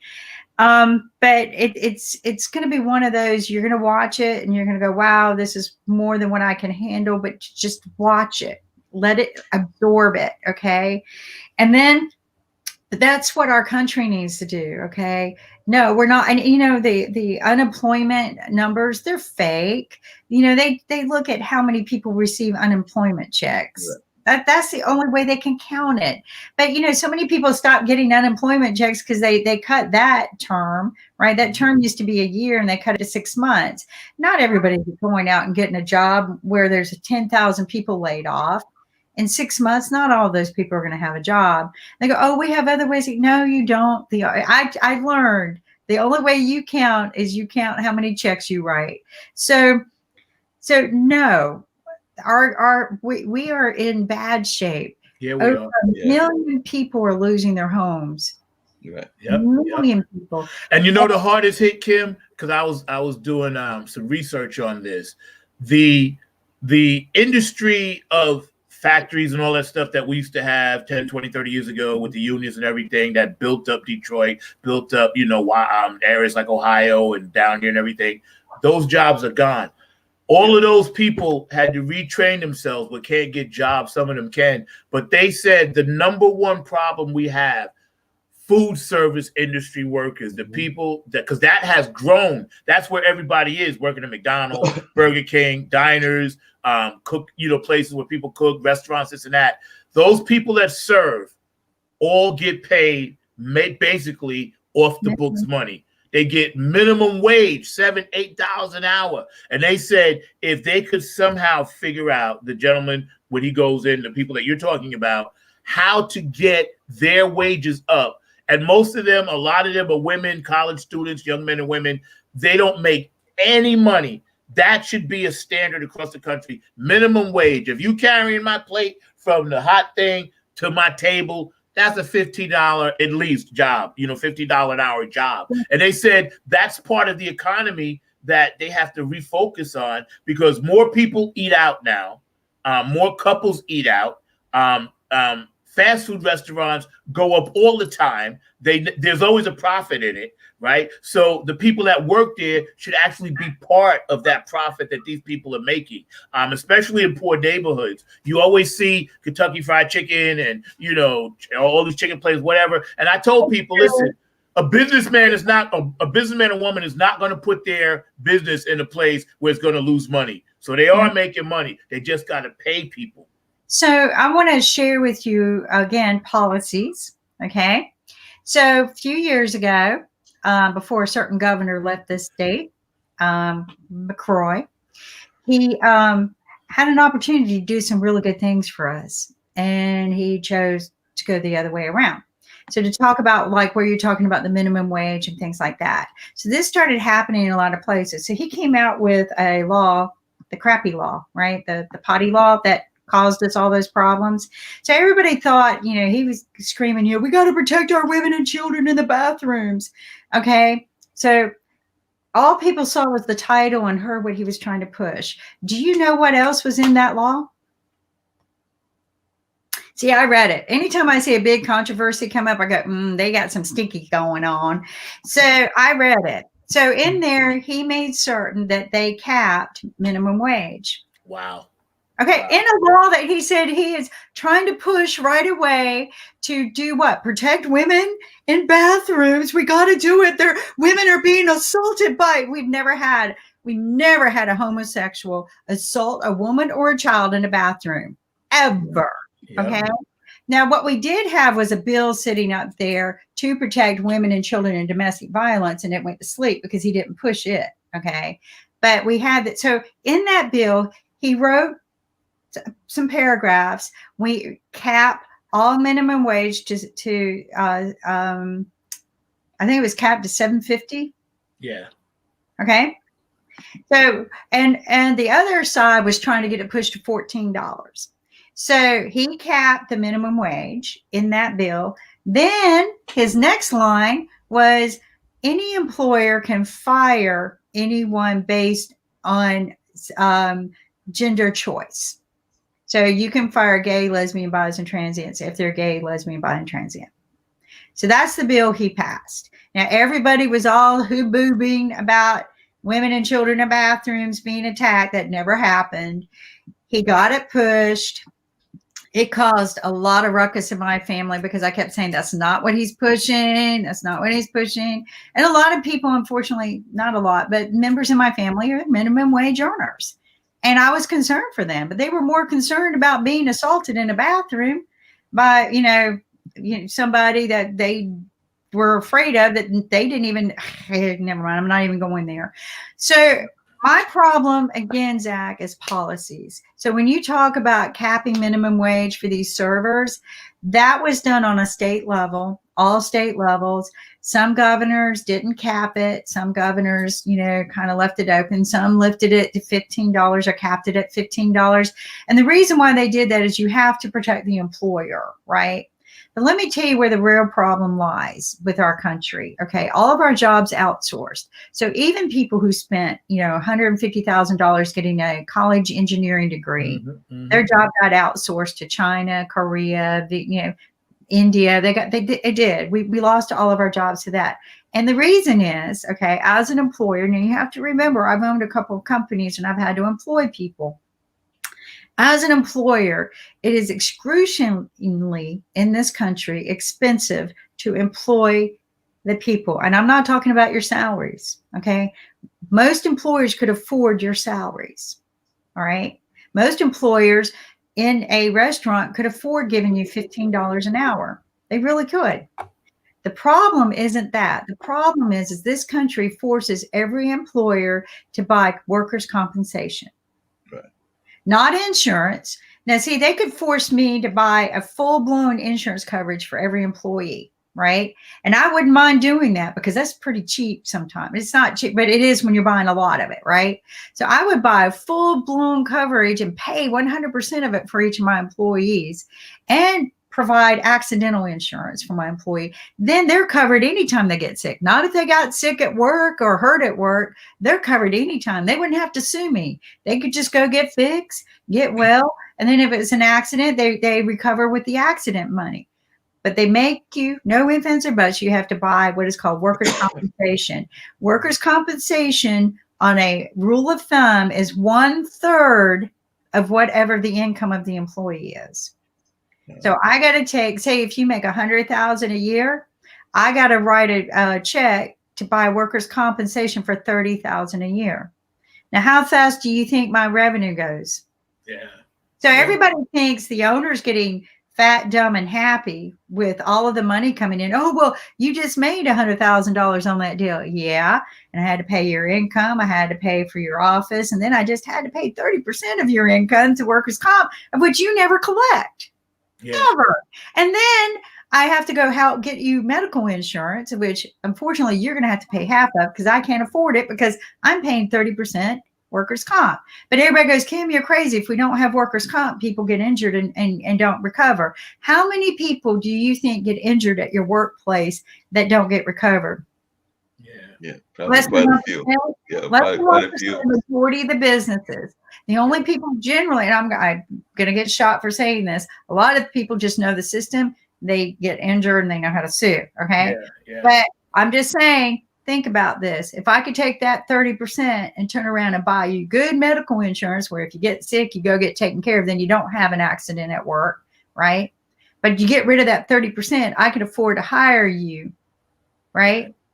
So that's your problem. It's the policies in this country. Because you remember, that's right. You remember when, and I grew up with this, and I was never down here at the time, but unions used to work with, even though people busted the unions, which was Ronald Reagan, which I think is one of the biggest mistakes we made as a country. But unions used to work with companies hand in hand. Companies used to work with the union used to work with the company. And when you paid into your union dues, right, you then got your medical, your glasses, your dental, and it was less stress. This is why I don't understand where we went wrong. It was less stress on the company because then workers' compensation, at least in New York, was its own entity. You know, you don't need it. If you've got full-blown insurance, right, and I can cover you full-blown, you don't have to come out of pocket for it. That's right. You get hurt, guess what? You get to go to the hospital. But guess what? If you're driving home that night and you broke your leg and you come dragging in the next day because you ain't got medical insurance and then you get hurt at work. Yes, exactly. Then there's a problem. So I don't like workers' comp. Me neither. The unions brought that on. The unions did a lot of good. Don't get me wrong. They did a lot of good. There was a time and place for them, but there needs to be a time and place for good, honest policies. Absolutely, because they were stealing too. A lot of the unions I worked with, I know they were stealing because it was the mob. They used to show up with guns at meetings and everything. But getting back to what you said, that happened to me because when I tore my shoulder, I was playing drums. I knew I tore it. And then when I went to work, some of the workers were like, hey, why don't you just lay down on the floor? I was like, I'm not going to lie and cheat the system. That's why it took me so long, because I did go through the right channels. People said, oh, you could go in McDonald's and bang your shoulder, say you got hurt there, or you could do it at your job. They literally was telling me, why don't you lift the patient and say you got hurt or you hurt your back? And I was like, no, that's not the right way to do it. I said, because eventually you're going to get found out. And I said, it's going to take away from the person that may really need it. And we're all old enough to have seen this transformation. We definitely seen that transformation, and we got about 10 minutes to go and everything. I was going to add something really quick to what you said, which is that a lot of folks, even when they do have even minor injuries, I remember many years ago when I was involved in a car accident with my younger brother and everything, that this was, I think, way before the nephews were born and everything. We went to the chiropractor. We went to a number of these other folks because that was part of what the lawyers were suggesting. Yeah. No matter how extensive the hurt was, they were suggesting that you go and have that as part of what they were doing in order to get their money and everything along that line. So definitely I agree with y'all and everything. And coming up in a very near future, I'm actually going to get a couple of our local union folks on the show because I'm actually friends with Angaza. Laughing House is a good friend of mine who's a union worker out of the Raleigh area, but he's done national things. He was actually involved with Shoney's and a couple of other things in terms of like some of the protests to try to get fast food workers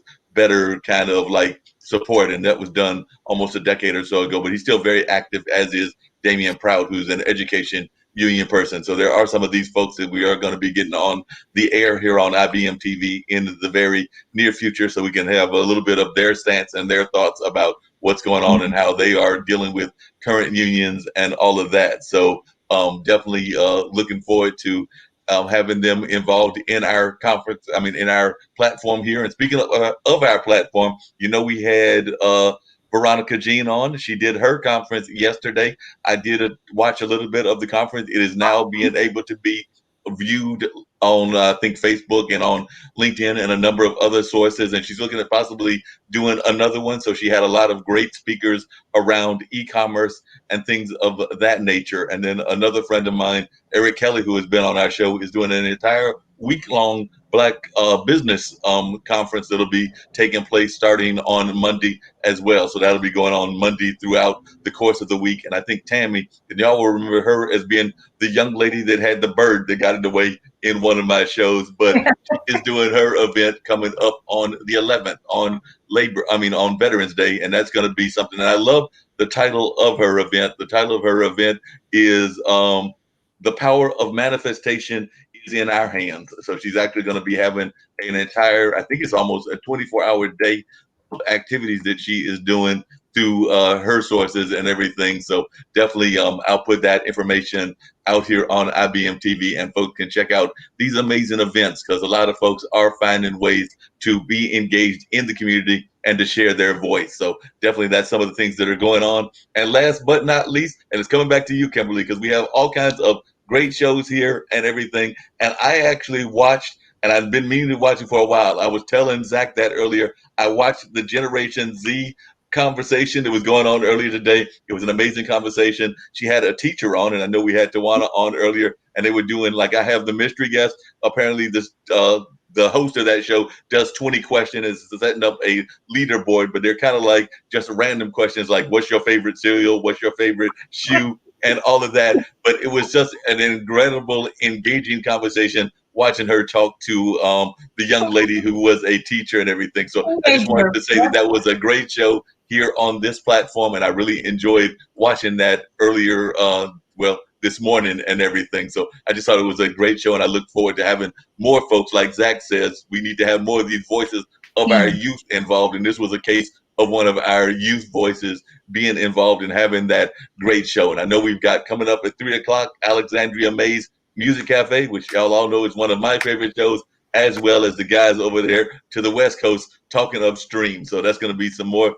great programming that happens here on a regular basis and everything. And I know Zack's glad that there's another Zack in the house. So he's glad to see that other Zack will have his moment to shine as well in a matter of a couple of hours. So definitely great programming happening here on IBM TV. So Kimberly, just wanted to say that we are doing a great job of building this network, and I just wanted to let you know that I appreciate it, as do other parts of the team as well. It too. I love it. My last word is, when the middle of the country does well, America does well. So for those that middle time zone, Central Standard Time, Ohio, Michigan, Minneapolis, whatever else is there, Indiana, I don't know, but it always seems to me the middle of the country is the heartbeat. It's like the middle of the body, the country as a body. East Coast, West Coast will always be. But when the middle of the country does well, our farmers, our people out there in that neck of the woods, people that, grow the chickens that we eat,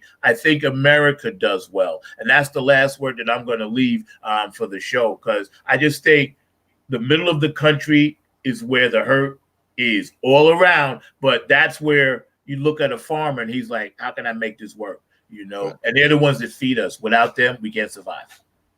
And before we get to the last words from Kimberly as well, I do want to give a shout out to Nicholas Vanderberg, who, as I was watching on the show and gave us a positive thumbs up. So Nicholas Vanderberg, whoever that is, was watching the show, and I wanted to give them a shout out as well.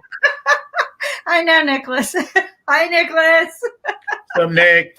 Love you, Nicholas. Oh yeah, we got a good fan base. People, stay positive. Hashtag power of positive thinking. Drink it up every day. Listen to some good music, because I'll be honest, when I forget to listen to music, I turn sad. So that's right. We got our crystals. But let's take this moment to take a deep breath, and because it's going to be a busy next 4 years. Yeah, it is. It will be a busy 4 years, and I'm sure Zack still got his. She was here with us earlier today. But everybody, go out and get your copy of Tawana's book and everything. So I know that actually Kim has got one as well. So we can have all 4 copies of At the Gator Park, but it's headed over there somewhere with Kimberly. But I know she's got a copy as well. Yep, we got all 3 of them are up. So definitely go out and get your copy of At the Gator Park. It's a great book by Tawana Anthony, and I know we're all looking forward to seeing her appear here on a more regular basis. But definitely, it's a great book, and we are looking forward to having her be a part of the family as well. So, love you, Kim. Love you, Mark. I'm out. Y'all have a great day. I'm out too. Take care, everybody. All right. Everybody's getting out of here. Zack is getting out of here as well. So I'm getting ready to end this show, and I definitely appreciate all of y'all for having an engaging conversation with us as we talked about the victory of Biden, talked about a number of other issues, and of course, we're going to end this thing right now, and we look forward to seeing you on tomorrow as well. As many of you know, I've got a show that I do on Monday, actually 2 shows on Monday, and both of them have great and amazing guests that are scheduled. As a matter of fact, on the Monday show, that is the radio show with Mark Lee, we will be having none other than T. Naomi Lucas. She is a member of Southern Wicked Lemonade, actually the founder of that company, which is involved in the liquor business and now the hand sanitizer business. So we'll be having a great conversation with her about that company and what they are doing with that company. And then right after that, on the afternoon show, we are looking forward to having none other than Rain Pryor. That's right, the legendary daughter of the legendary Richard Pryor. That's right. Rain has also put in her own bid as to doing a lot of great things as well in the world of entertainment and things of that nature. Not nearly as famous as her father, Richard, but still a great person altogether. And I'm looking forward to having that conversation with her on the 4 o'clock show. So definitely we look forward to us having a conversation with Rain Pryor and T. Naomi Lucas on tomorrow afternoon.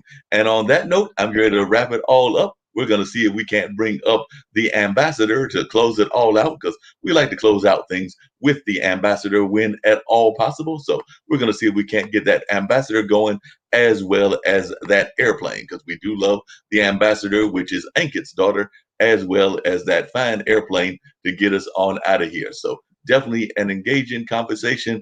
And here is the ambassador.